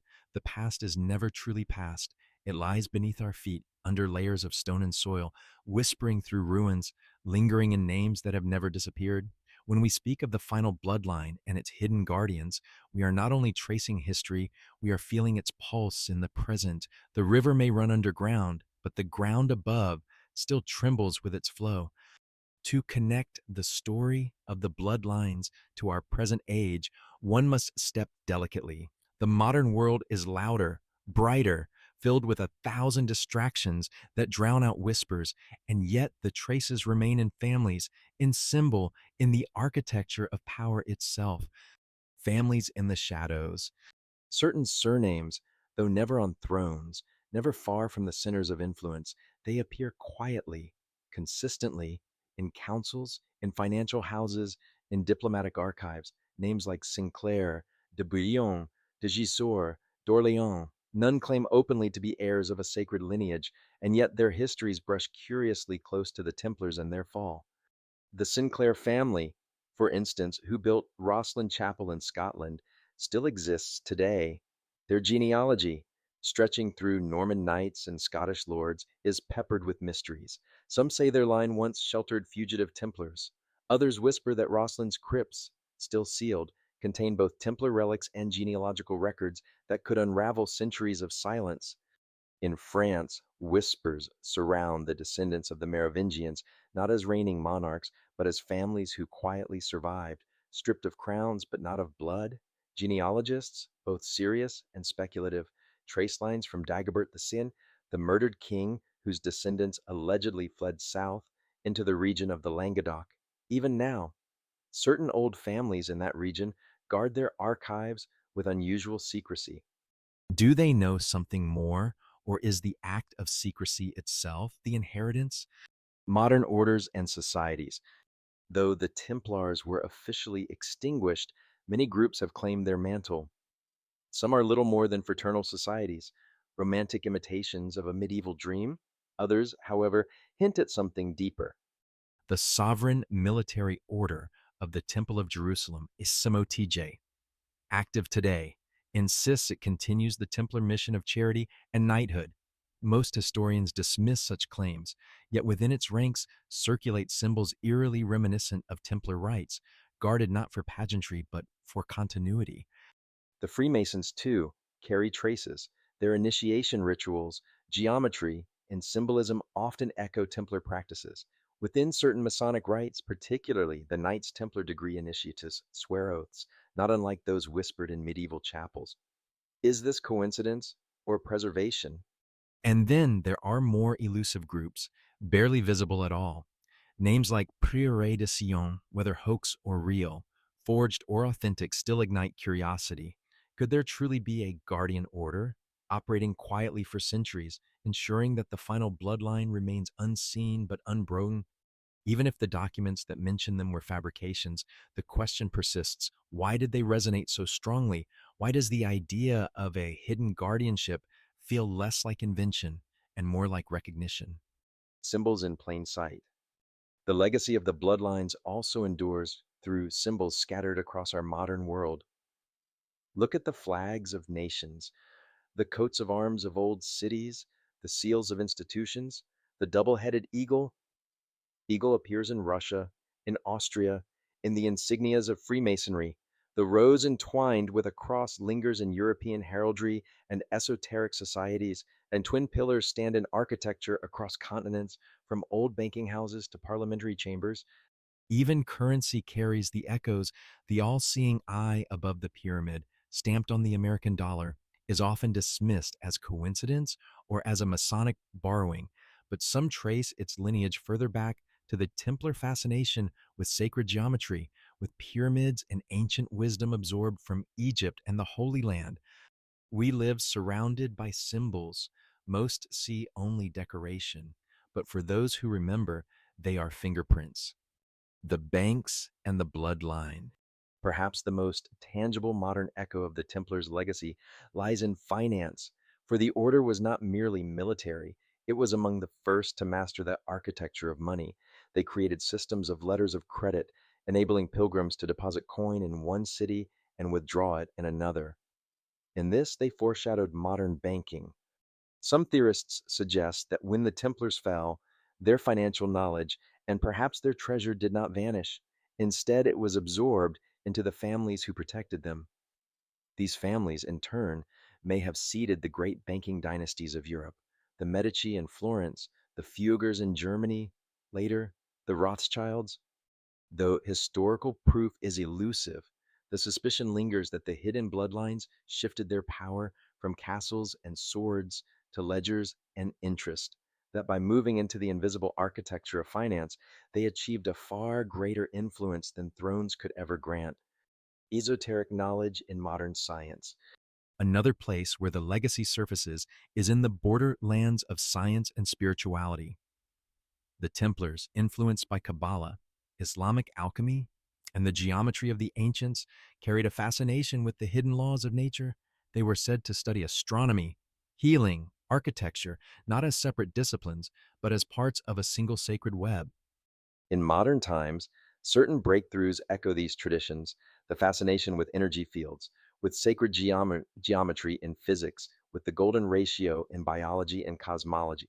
You all bear uncanny resemblance to medieval esoteric studies.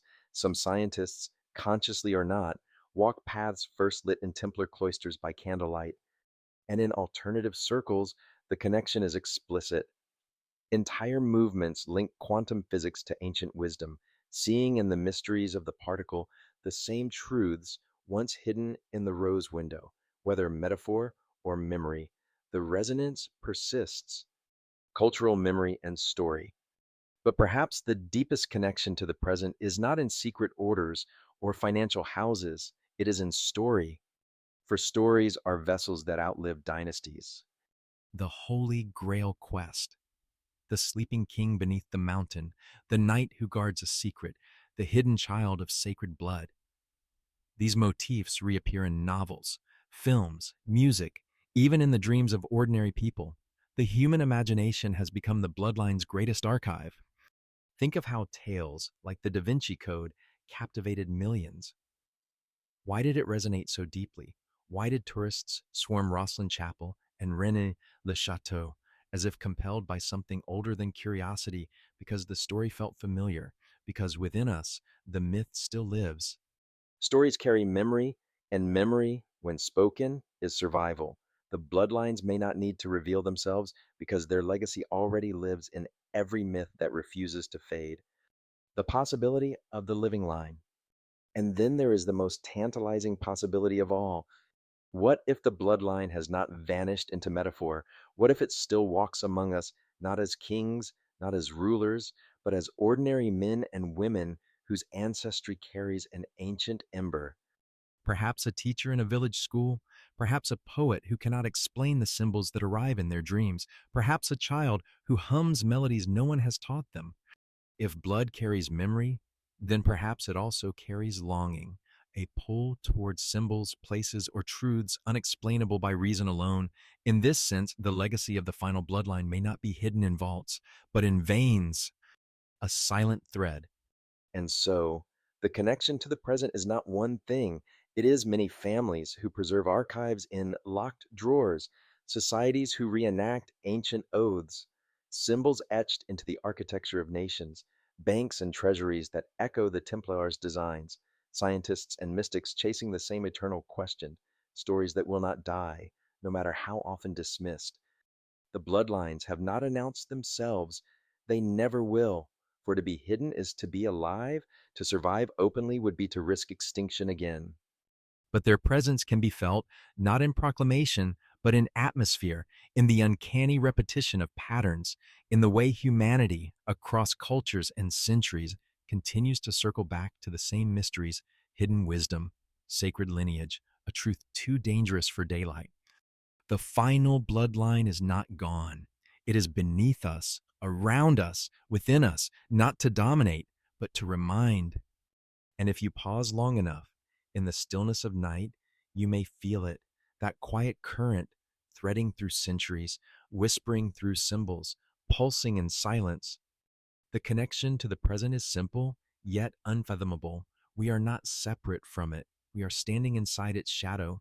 History, even when written in ink, is never fixed. It breathes, it shifts. And when the story in question is as veiled as that of the final bloodline and the knights who shielded it, every answer births another question. For centuries, scholars, seekers, skeptics, and dreamers have all bent over the same fragments, like readers tracing faded letters on a page burned at the edges. Some see revelation, others see illusion, yet what remains is not resolution, but echo. Let us enter this chamber of unanswered questions, not to silence them, but to hear them ring more deeply. Was there ever a bloodline? At the heart of the mystery lies the simplest, most haunting question: was there ever truly a bloodline at all? To believe in the bloodline is to believe that lineage itself can hold memory, that the essence of a truth can pass not only through books, but through bodies. Legends of descent from the house of David or from Jesus and Mary Magdalene are compelling because they suggest that divinity does not vanish into heaven, but lives on in human veins. But what if it is all metaphor? What if the bloodline was never literal flesh and bone, but an inheritance of knowledge, a priestly current, an initiatory tradition, cloaked in the language of descent so that it might be remembered in a world obsessed with genealogies? The question remains unanswered. Perhaps it always will, but in the tension between literal and symbolic lies the strange power of the story. Both possibilities are equally dangerous to the structures of power: a divine lineage that still walks the earth, or a wisdom so ancient it survived persecution by being disguised as blood. What did the Templars find beneath the Temple Mount?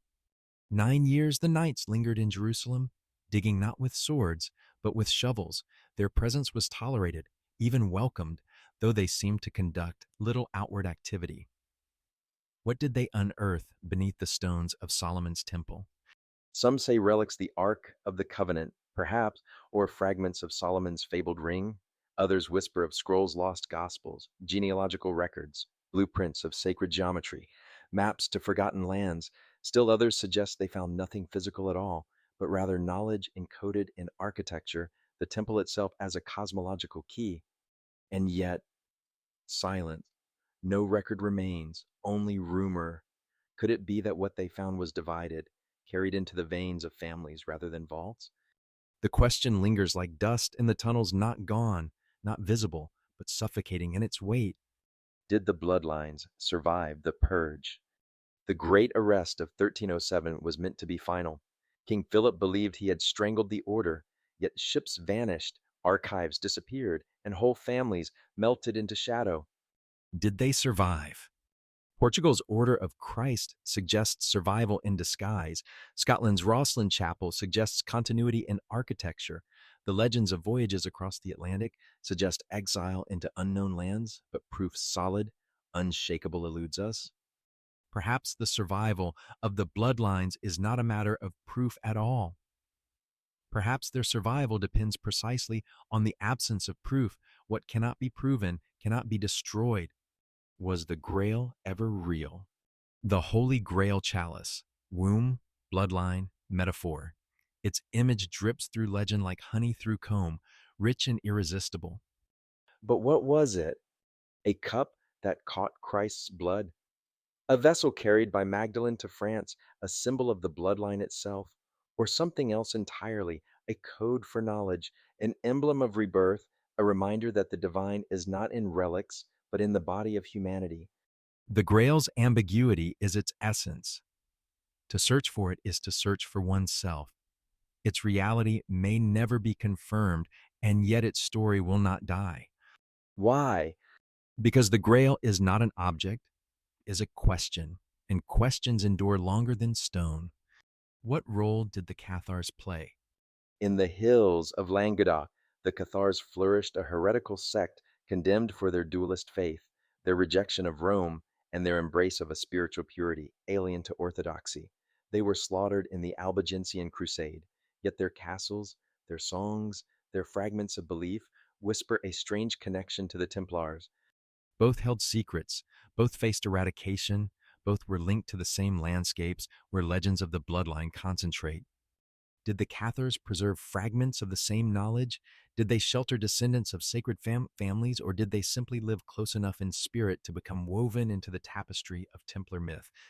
The siege of Montsegur in 1244, when Cathar defenders surrendered after hiding a mysterious treasure, still haunts the imagination. Was that treasure gold, or was it a bloodline itself carried out beneath the stars on the night before the fortress fell? How much was deliberate? One of the strangest echoes lies in the question of design. Were the bloodlines truly orchestrating history, guiding the Templars, shaping kingdoms, ensuring continuity, or were they merely surviving, adapting to each blow, reacting rather than planning? It is comforting to imagine a master design, a great architecture of secrecy, but perhaps the truth is messier fragments scattered, some preserved, some lost, some reinvented, families forgetting their own origin, symbols detached from their meanings, stories retold until their edges blurred. If so, then the bloodline is not a single river, but a delta branching, spreading, dissolving, feeding into a wider ocean of myth. Why do we still care? Of all the questions, this may be the most haunting. Why does the story of hidden families and secret bloodlines refuse to fade? Why do we, centuries later, still search cathedrals for coded windows, still pore over genealogies, still write novels and films that circle the same motifs? Is it simply human hunger for mystery, or is it something deeper, a memory in the species itself, as though humanity carries its own hidden lineage, one that longs for recognition? The persistence of this fascination suggests that the bloodline's true legacy is not in who lived or died, but in the questions themselves. They compel us, they disturb us, they remind us that history is not complete. The lingering echoes. And so the echoes continue. A tourist stands in Rosslyn Chapel and feels tears rise for no reason. A genealogist traces their family tree to a village in the Pyrenees and cannot shake the sense that something is missing. A mason carving a rose into stone in the 21st century chooses a pattern almost identical to one used in the 12th, though he has never studied the design. A child dreams of knights walking through tunnels of light, though he has never read of Templars. Echoes, unprovable, unstoppable. These echoes are the final bloodline's most enduring legacy. Not families, not relics, not gold, but resonance. A vibration across centuries that says something was here, something remains, something waits. The unanswered silence. In the end, Xiang, the open questions are not failures of history, they are its soul. If everything were proven, the bloodline would be a footnote, forgotten, buried. But because it is unresolved, it endures. The silence speaks louder than any document. The absence of proof is itself a kind of proof that what was guarded was never meant to be unveiled in daylight, that the bloodlines accomplished their purpose not to reveal, but to preserve. And so we are left with questions and with echoes. But perhaps that was always the point. Not to hand us answers, but to awaken our longing for them. There are places where the air feels thicker, where silence hangs as if the stones themselves are listening, where even the most skeptical traveler feels a shiver they cannot explain. Landscapes can be haunted not by ghosts of individuals, but by memories of whole lineages, whole truths half buried. The final bloodline has never declared itself, yet its presence seems to breathe through certain lands, cloaking them in mystery. To follow the trail of these landscapes is to wander through a geography of echoes. Some are mountains, some valleys, some waters, some chapels, but all are marked by a quality that bends time. They are places that remember. The hills of Languedoc begin in southern France, where the Pyrenees descend into vineyards and villages scattered across the Languedoc. Here, among olive groves and ruined towers, the Cathars once held their last strongholds. Here, too, the bloodline whispers most clearly. Montségur rises like a stone ship moored to the sky, its ruined fortress clinging to a peak as though refusing to fall. In 1244, when the Cathar stronghold was besieged, legend tells that a secret treasure was smuggled out on the night before surrender. Was it gold? Was it manuscripts? Or was it a child, a lineage preserved? Walk among the ruins, and one feels the uncanny weight of absence as if the air itself has absorbed memory. Stones still radiate heat at sunset, and the wind carries an almost musical sigh through the gaps in the walls. For some visitors, Montségur is not ruin, but portal, a threshold between what was hidden and what remains hidden still. Nearby, the village of Rennes-le-Château has become a modern legend. The priest Saunière, who restored its church with bizarre symbols, left behind a place where every path feels like a riddle. The painted demons, the inscriptions, the murals, all seem to whisper of secrets too large for the tiny village, and the hills themselves seem complicit. Paths twist into gorges where caves open into darkness. Shepherds tell of lights that flicker where no fire burns. Tourists leave with photographs that capture shadows not present to the eye. It is a landscape alive with suggestion, as though it conspires with the bloodline to remain mysterious. Rosslyn Chapel and the Highlands of Scotland. Far to the north, in the chill winds of Midlothian, Scotland, stands Rosslyn Chapel, a jewel box of stone, impossibly intricate, impossibly cryptic, built by William Sinclair in the 15th century. It rises not as a fortress, but as a riddle. Every pillar, every arch is alive with symbols: angels, green men, roses, stars, carvings of maize and aloe plants unknown in Europe before Columbus twists through the stonework. Columns spiral with patterns echoing DNA, centuries before its discovery. The chapel seems less like a place of worship than a codex, a book carved in stone. Beneath it lies a sealed crypt. The Sinclair family has never allowed excavation. Legends claim it houses Templar treasures, relics of the bloodline, even the mummified bodies of knights who fled persecution. No proof has ever surfaced, yet the chapel exudes a presence difficult to explain. Visitors speak of a hum in the air, a resonance when choirs sing within its walls. Some describe dreams that follow them after leaving, dreams of journeys across seas, of knights bearing chests of unknown cargo, of a rose blooming from a chalice. The surrounding highlands echo with similar weight. Mist rolls across the heather like veils pulled by unseen hands. Standing stones punctuate the hills, their purpose forgotten, but their orientation eerily aligned with celestial events. Here, memory feels less like history and more like atmosphere. Tomar, Portugal. In Portugal, the convent of Christ at Tomar rises above the Tagus Valley, a fortress and monastery entwined, built by the Templars.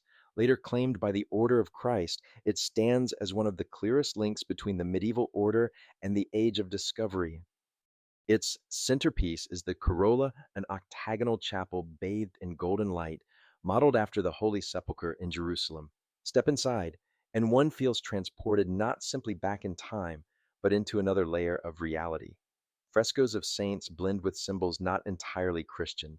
Geometric patterns mark the floor. Pillars seem to hum when touched. It was here that Prince Henry the Navigator planned voyages beyond the known world. Some whisper that these explorations were not purely imperial, but guided by knowledge carried from the Templars' maps of lands forgotten, secrets of navigation inherited from a bloodline that remembered. Even today, Tamar feels alive. Shadows linger longer in its corridors. Birds circle the towers in patterns that seem almost deliberate. The air smells of incense even when no service is held. One leaves with the sense that something here has never stopped watching. The Mediterranean Isles. The islands of the Mediterranean, too, bear the imprint of the hidden families. Cyprus, once a Templar stronghold, is honeycombed with underground vaults. Some have been explored, revealing little but stone and dust. Others remain sealed, guarded by collapsed walls or politics. Fishermen tell of tunnels that lead from ruined castles straight into the sea as though prepared for escape. Malta, centuries later home to the Knights Hospitaller, still holds whispers of Templar lineage. Valletta's cathedrals glow with Baroque splendor, but beneath them lie catacombs marked with crosses strangely similar to those of the red-cloaked order. The island's megalithic temples, older than the pyramids, seem to hum with an energy that drew knightly orders to its shores like moths to flame. The sacred groves of Germany. In the forests of Thuringia and Bavaria, castles once linked to Templar holdings still rise in ruin, yet it is not the castles, but the groves around them that carry the greater echo. Oak and yew, trees once sacred to druids and pagans, stand in circles that were never felled. Local legends speak of families who gathered there under moonlight, whispering prayers not sanctioned by the church. The trees themselves seem to remember. Their bark twists in patterns resembling runes. Their branches form arches like natural cathedrals. To walk beneath them at dusk is to feel watched, not by eyes, but by memory itself. Across the Atlantic, And then the most tantalizing landscapes, those of the New World. legends claim that Templar ships, fleeing persecution, sailed westward. If so, where did they land? In Nova Scotia, at Oak Island, treasure hunters have for centuries dug into the so called money pit, a shaft filled with mysterious flood tunnels, booby traps, and layers of timber. Some believe it hides pirate gold. Others whisper of Templar relics, fragments of coconut fiber not native to the region, stones carved with symbols resembling both Norse runes and Masonic ciphers, and even fragments of parchment have been found. No treasure has been proven, yet the persistence of the mystery suggests that Oak Island is more than accident. It is an echo, an enchanted landscape where silence hides something heavy. Further south, in Brazil, ruins have been reported deep in the jungle, their stones bearing carvings uncannily similar to European motifs centuries before colonization. Are these natural misinterpretations or the remnants of fugitives who carried with them not only their blood, but their architecture? Why these places endure? What unites these landscapes is not certainty but presence. Each one carries an atmosphere that cannot be dismissed. They pull visitors into reverie, awaken strange longings, inspire speculation. Skeptics see coincidence, seekers see continuity, but all feel something. Perhaps that is the truest legacy of the bloodlines, not documents, not genealogies, but landscapes alive with memory, places that have become vessels where silence itself is thickened by history. The earth remembers what we forget, the stones breathe what we silence, the hills carry what bloodlines cannot speak aloud. The living geography. To stand in Montsegur, Rosslyn, Tomar, Rennes, Oak Island, or beneath the groves of Thuringia is to feel a geography that is alive, enchanted. These places do not answer questions, they become questions. They are the lingering touch of the final bloodline upon the earth, the proof not of existence, but of persistence. And perhaps this is how the hidden families intended it. Not relics in vaults, not records in archives, but landscapes infused with meaning, so that anyone with eyes to see, ears to hear, and a heart willing to listen might feel the presence of something that refuses to die. Every culture tells stories of hidden blood, of sacred lineages preserved through fire and exile, of kings who never truly die. To follow the trail of the final bloodline is not to walk through Europe alone, nor to remain within the halls of the Templars. It is to recognize and echo a pattern that recurs across civilizations, dressed in different names, clothed in different myths, but resonating with the same heartbeat.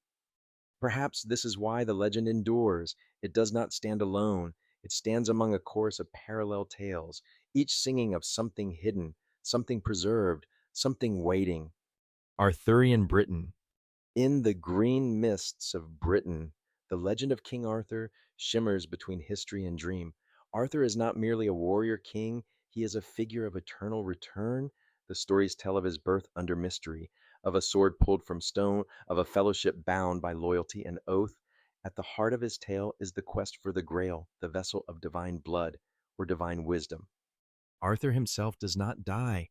He is taken to Avalon to sleep until the land has need of him again. His knights, too, live on in story, their quests unfinished, their oaths unbroken. In this, Arthur echoes the Templar bloodlines, a king who is hidden, a lineage that does not vanish, but waits. And what of the Grail itself? Some scholars argue that the Grail stories proliferated most wildly after the fall of the Templars. The quest for the cup became the quest for the bloodline, veiled in romance but pulsing with deeper meaning. The Fisher King, wounded and awaiting healing, becomes a symbol of the world bereft of its sacred guardians. The knight who seeks the Grail mirrors the seeker of truth, wandering through forests of illusion, following whispers of a secret that refuses to die. Arthur, the Grail, the Sleeping King, all stand as British mirrors to the continental tale of the final bloodline, the Jewish lineage.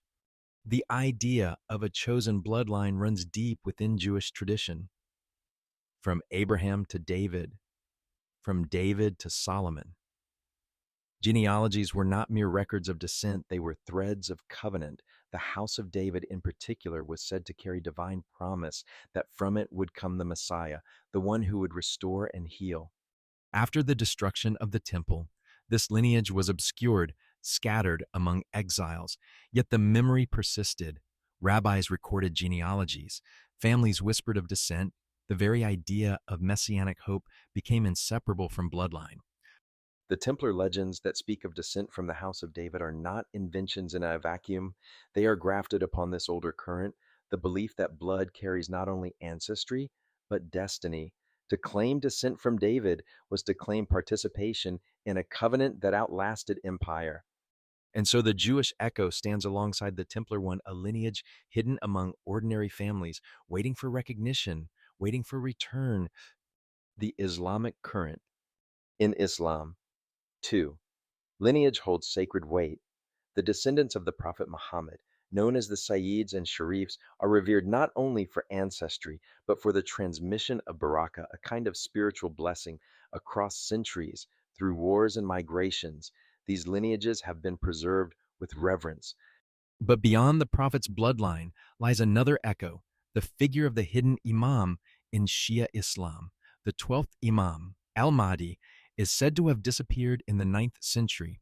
Entering occultation, he is not dead, but hidden, awaiting the appointed time to return and restore justice. This image of a sacred figure concealed, preserved, destined to reemerge when the world is ready, mirrors the Templar mythos with striking clarity. Just as Arthur sleeps in Avalon, just as the bloodlines vanished into secrecy, so too does the Imam remain unseen, yet alive. In the Islamic current, we see the same archetype, sacred blood, preserved in silence, awaiting the hour of revelation. The Eastern echoes, even beyond the Near East, the motif repeats. In Chinese lore, the mandate of heaven binds dynasty to divine legitimacy. When a dynasty fell, it was often said that the true line survived, hidden, waiting for the moment when heaven would call them forth again. Tales of lost princes, of heirs raised in obscurity, of scrolls preserved in mountain temples, all carry the same rhythm. In India, legends speak of Kalki, the hidden avatar of Vishnu, who will appear at the end of the age to restore balance. In Buddhism, Maitreya is the future Buddha, not yet arrived, but already waiting, already alive in the unseen.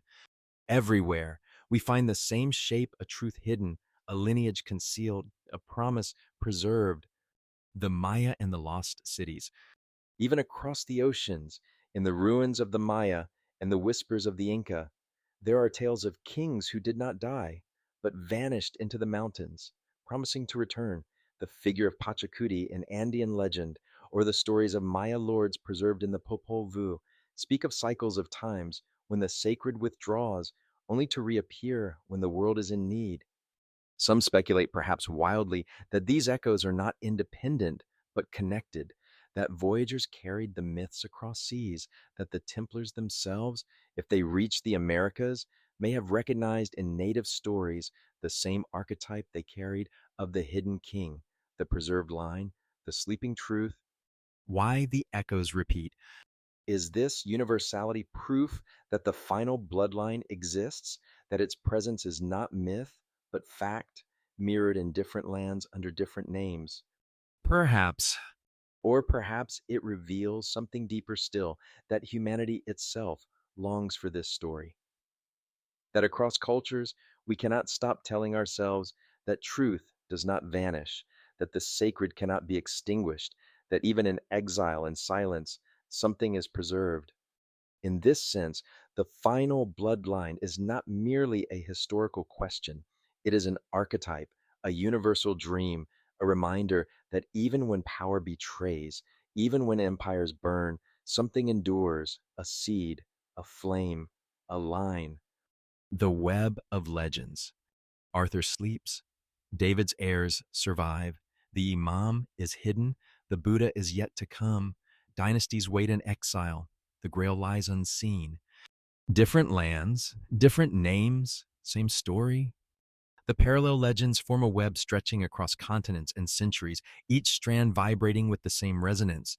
And at the center of that web, like a spider that is never seen but always felt, lies the final bloodline. Perhaps it is not a single family nor a single child. Perhaps it is humanity's collective refusal to believe that truth can die. Perhaps it is our way of keeping hope alive by imagining it clothed in blood, preserved through secrecy, waiting to return. The lingering parallel. And so, when we hear of the Templars, of their secret families, of their hidden heirs, we are not hearing an isolated myth. We are hearing one verse in a global chorus. We are hearing the same melody played on different instruments, sometimes a harp, sometimes a drum, sometimes a voice carried through desert winds or mountain mist.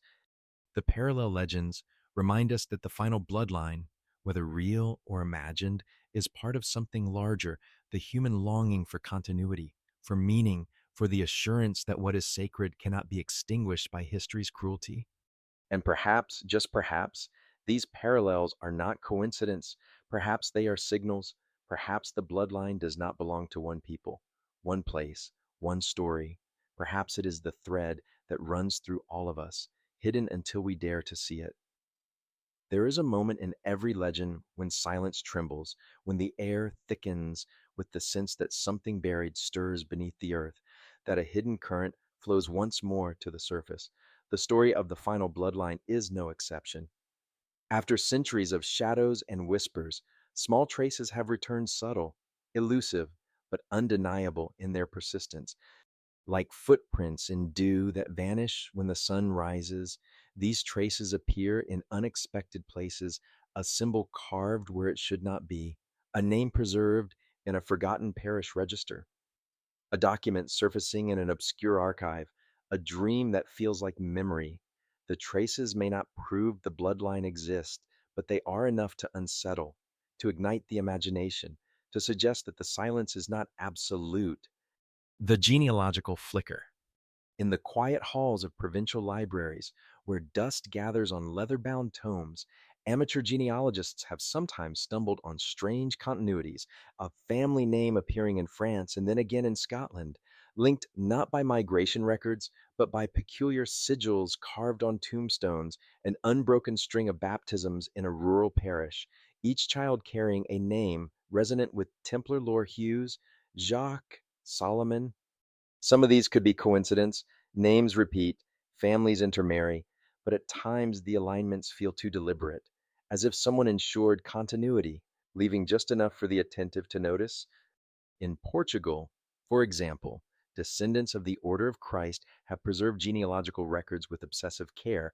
Buried within them are hints of older ties, whispered connections to Templar families who supposedly vanished after 1307. Did they vanish, or did they simply change their clothing, hiding their continuity in parchment rather than in steel? The return in stone. Stone remembers longer than paper. In Rosslyn Chapel, Scotland, carved in the 15th century, motifs appear that seem impossibly premature. Plants of the New World maize, aloe etched decades before Columbus sailed. Some say this is evidence of a voyage made by those who fled with Templar knowledge, perhaps even with the bloodline itself, to lands across the Atlantic. But more haunting still are the symbols: the rose, the star, the cross entwined with vines.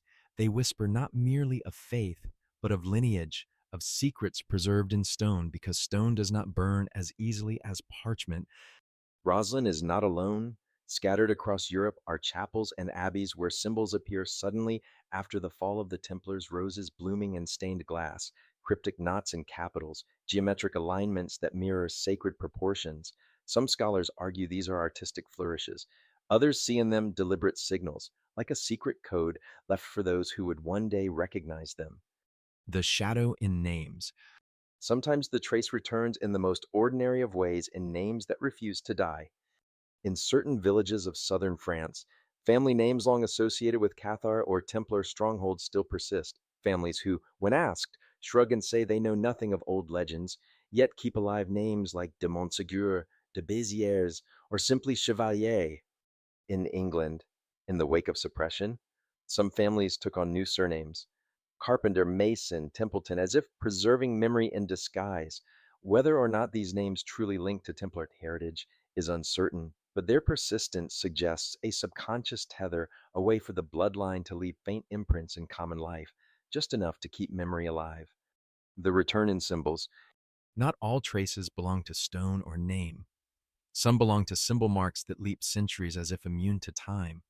The double-barred cross, associated with both the Templars and the House of David, appears in unexpected places, etched into wine presses in Portugal, carved into beams of forgotten chapels, even appearing on gravestones of families with no recorded link to knighthood.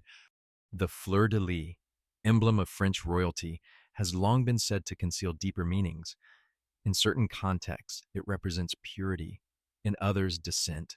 To those who search for the final bloodline, the fleur-de-lis becomes less a flower and more a cipher, a quiet signal that the blood remains, hidden in plain sight.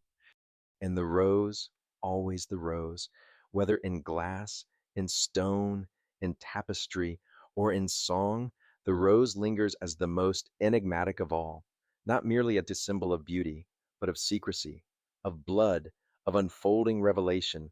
The rose has returned again and again, as if to say the lineage still blooms, though you cannot see its root. The reappearance in manuscripts. In 1891, a fragment of parchment surfaced in Rennes-le-Château, a small village in southern France, discovered by a local priest, Berenger Saunière. It contained cryptic text, genealogical hints, and coded phrases that some claimed pointed to a bloodline descending from Jesus and Mary Magdalene. The discovery sparked one of the great modern obsessions with the final bloodline, inspiring countless books and theories. Some believe Saunier stumbled upon documents hidden by the Templars or Cathars. Others think he fabricated them. Yet even if fabricated, last points, they reveal something deeper. The story itself had returned, insistent, unwilling to remain buried. Other manuscripts, too, have appeared in monasteries, private collections, dusty attics. Most are fragmentary, but they suggest a subterranean continuity, as if certain families were tasked with keeping alive a sliver of the old story, never enough to reveal, always enough to preserve. The trace in blood. In recent years, with the rise of genetic research, some have tried to chase the legend into the veins themselves. DNA projects in southern France, in Portugal, in regions once tied to Templar estates, have sought to uncover anomalies, patterns suggesting continuity of a distinct lineage. So far, results are inconclusive. Genes scatter like seeds, they refuse to carry banners, and yet faint signals emerge: clusters of unusual haplogroups, whispered connections to ancient Levantine origins, echoes of descent not easily explained. Of course, science cannot prove a sacred bloodline, but it can add to the mystery, and perhaps the trace returns not as clarity, but as further complexity enough to suggest that something stirs beneath the surface. Dreams and intuition. Not all traces are physical. Some belong to the realm of dream. Again and again, those who immerse themselves in these legends report uncanny experiences, dreams of knights walking through tunnels, visions of roses, bleeding light, a sense of being watched when standing in ruined fortresses once held by the order. Skeptics dismiss these as the product of imagination, yet even imagination is a kind of evidence of the story's power to awaken something deep within the human psyche, something that feels less like invention and more like remembrance.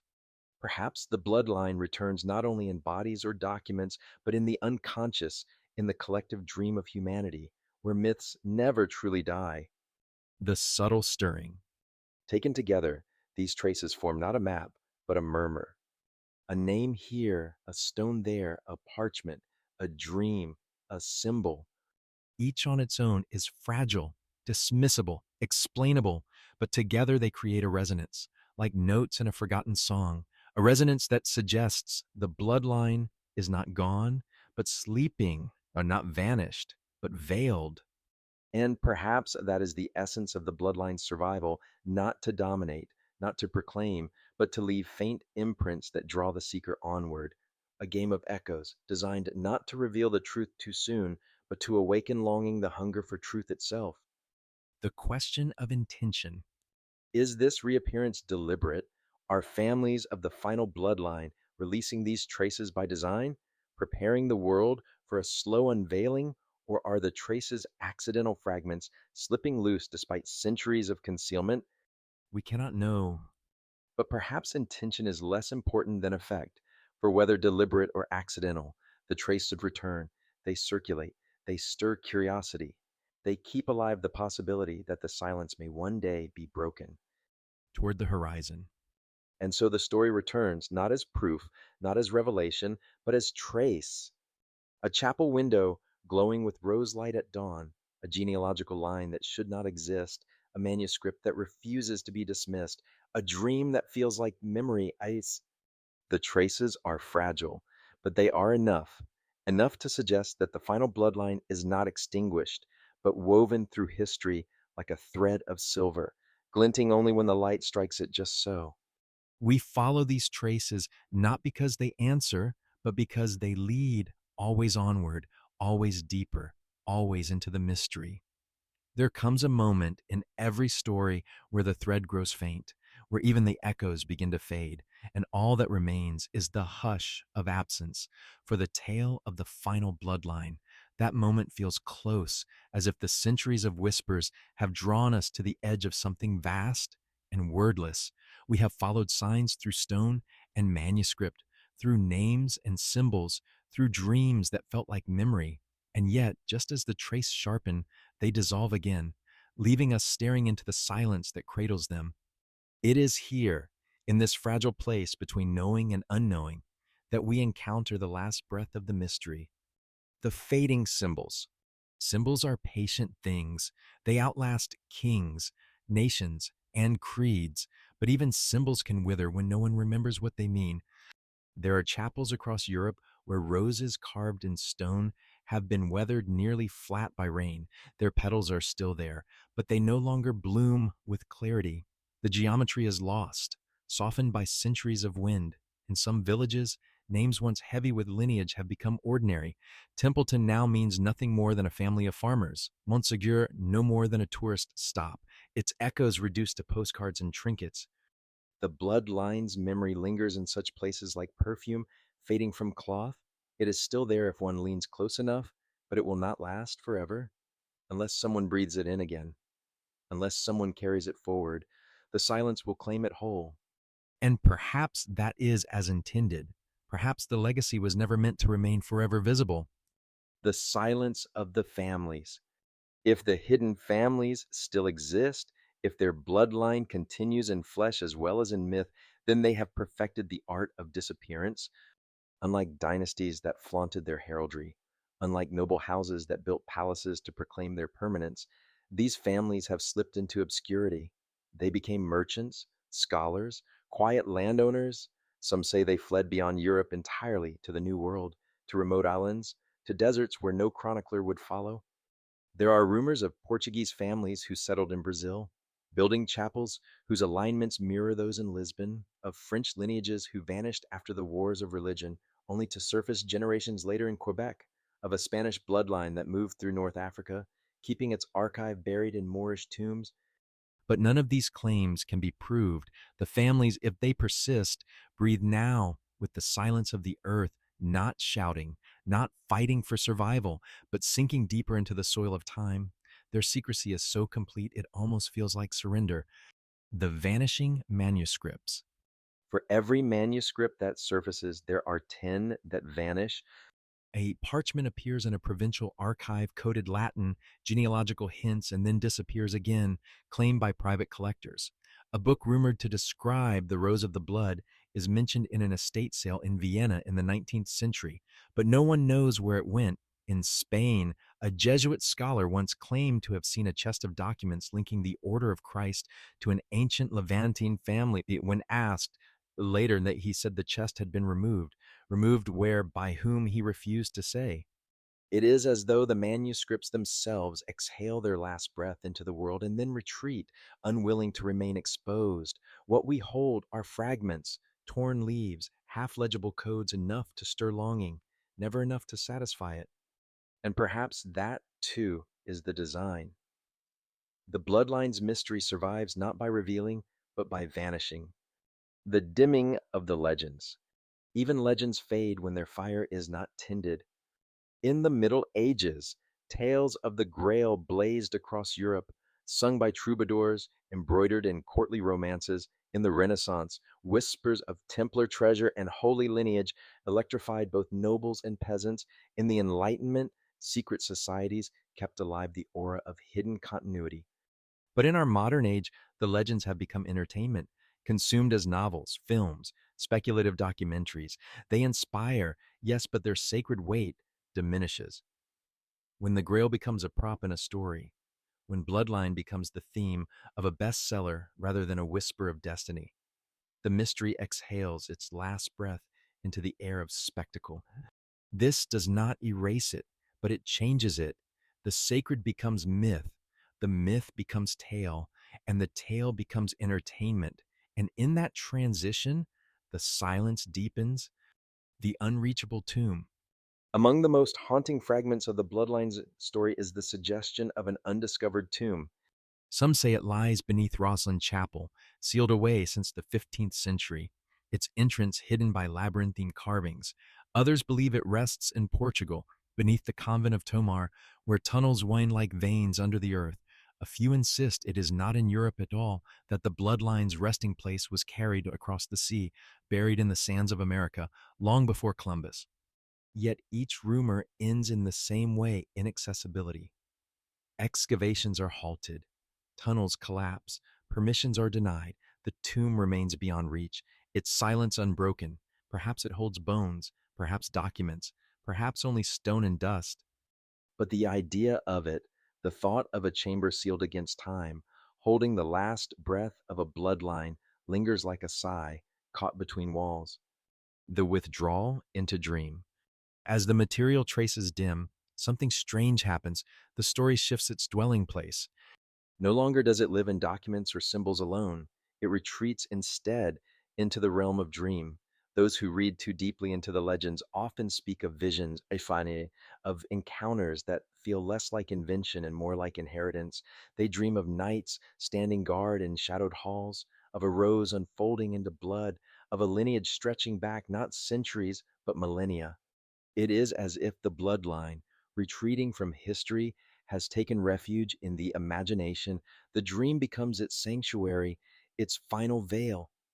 And perhaps that is where it was always meant to live, not as fact, not as history, but as something carried in the hidden chambers of the human spirit. The lingering question. So here we stand at the edge of the mystery, listening for its last breath. Did the final bloodline ever truly exist, or is it a symbol, a story about continuity, about memory, about the yearning for an unbroken thread of meaning in a fractured world. If it existed, perhaps it still does, hidden in plain sight, disguised as ordinary families, their veins carrying an ancient secret they themselves no longer remember.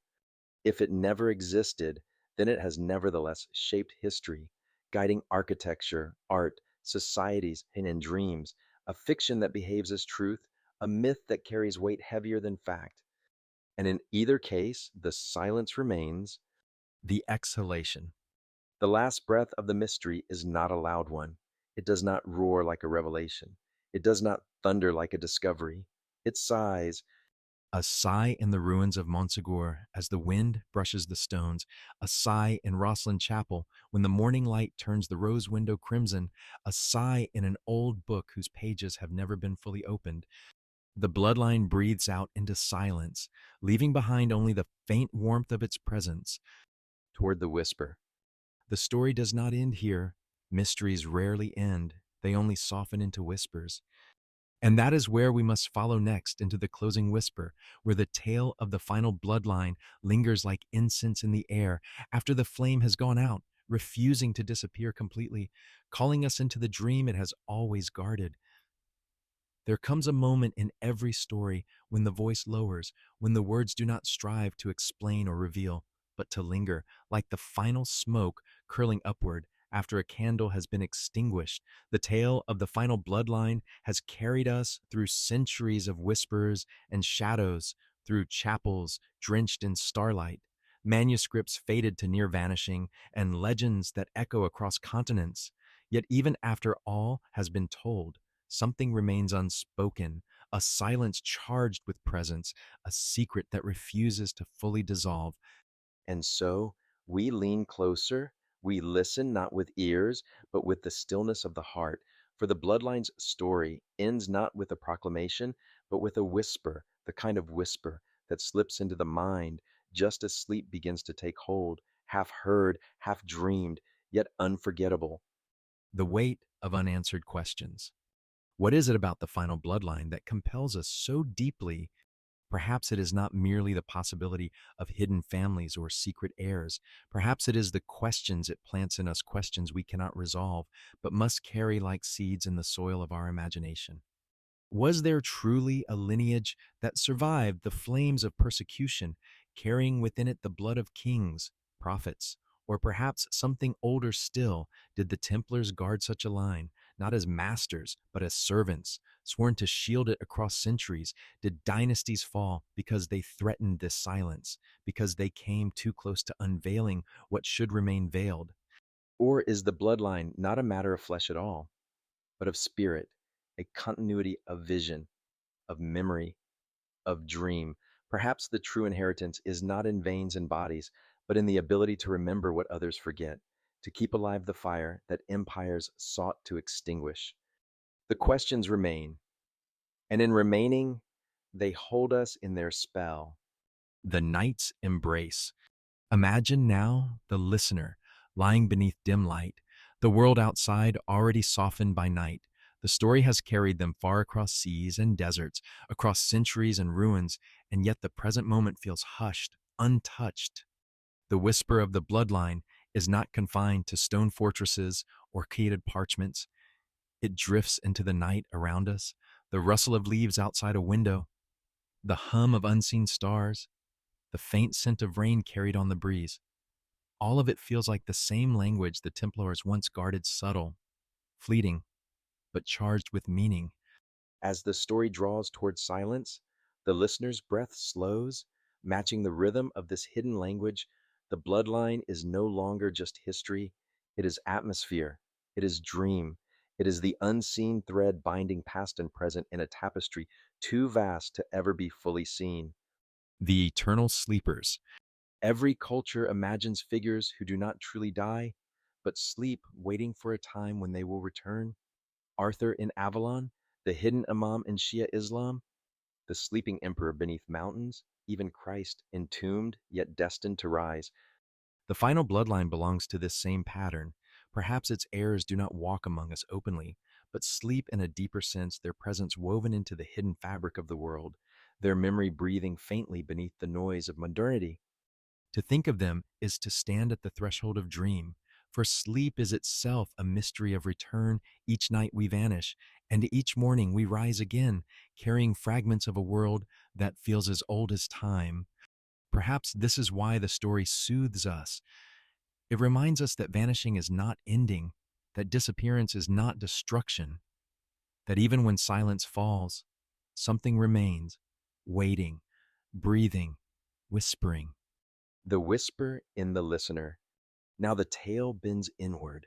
It no longer belongs to the Templars, or to hidden families, or to scholars who chase after fading parchments. It belongs to the listener. For what is a bloodline, if not the continuity of memory? And what is memory, if not the thread we each carry in the quiet chambers of our being? The whisper says, perhaps you are part of it too, not in name, not in genealogy, but in the way you sense the presence of something more, in the way you lean closer when stories of hidden truths are told, in the way you feel that history is never quite finished, that beneath its surface there are always deeper currents. To carry this feeling is to breathe the same air as the final bloodline, to dream with it, to guard it in your own way, simply by remembering. The gentle dissolve, and so the story loosens. The images soften nights dissolving into mist, chapels sinking back into shadow, manuscripts closing their pages. The stones of ruined castles blur into the night sky. The questions, still unanswered, drift like leaves upon water, neither sinking nor vanishing, but carried gently onward. The whisper does not insist, it does not demand belief, it does not proclaim discovery, it only lingers, delicate as a feather, inviting us to rest in its presence. The final bloodline is mystery, and mystery is not meant to be solved. It is meant to be lived with a quiet companion at the edges of our days, a secret flame that glows more brightly in the stillness of night. And The last image. And what is the last image as the story draws its final breath? perhaps it is a rose carved in stone, its petals nearly erased, yet still visible in the dawn light. Perhaps it is a knight kneeling in an empty chapel, his sword lowered, his oath unbroken, though no one remains to hear it. Perhaps it is only a shadow passing across a forgotten manuscript, as though the page itself exhales. Or perhaps it is simpler still the listener, now half asleep, hearing not words but the rhythm of silence, carrying into dream the faint impression of a secret too delicate for daylight. The whisper fades, the night deepens, the mystery remains, The whisper that never ends. and so the tale of the final bloodline does not conclude. It lingers, like the soft breath of a sleeper, like the hush that follows a distant bell. The bloodline may be real, or it may be dream. It may be hidden in flesh, or it may live only in the stories we tell. But in the end, its power lies not in proof, but in presence, the way it makes us listen differently, the way it opens a space of wonder in the heart. And so, as the last words drift into silence, the story becomes what it was always meant to be, a whisper in the dark, carrying us gently toward sleep, toward dream, toward the endless unfolding of mystery. The whisper is still there, faint but eternal, and if you close your eyes, you may yet hear it.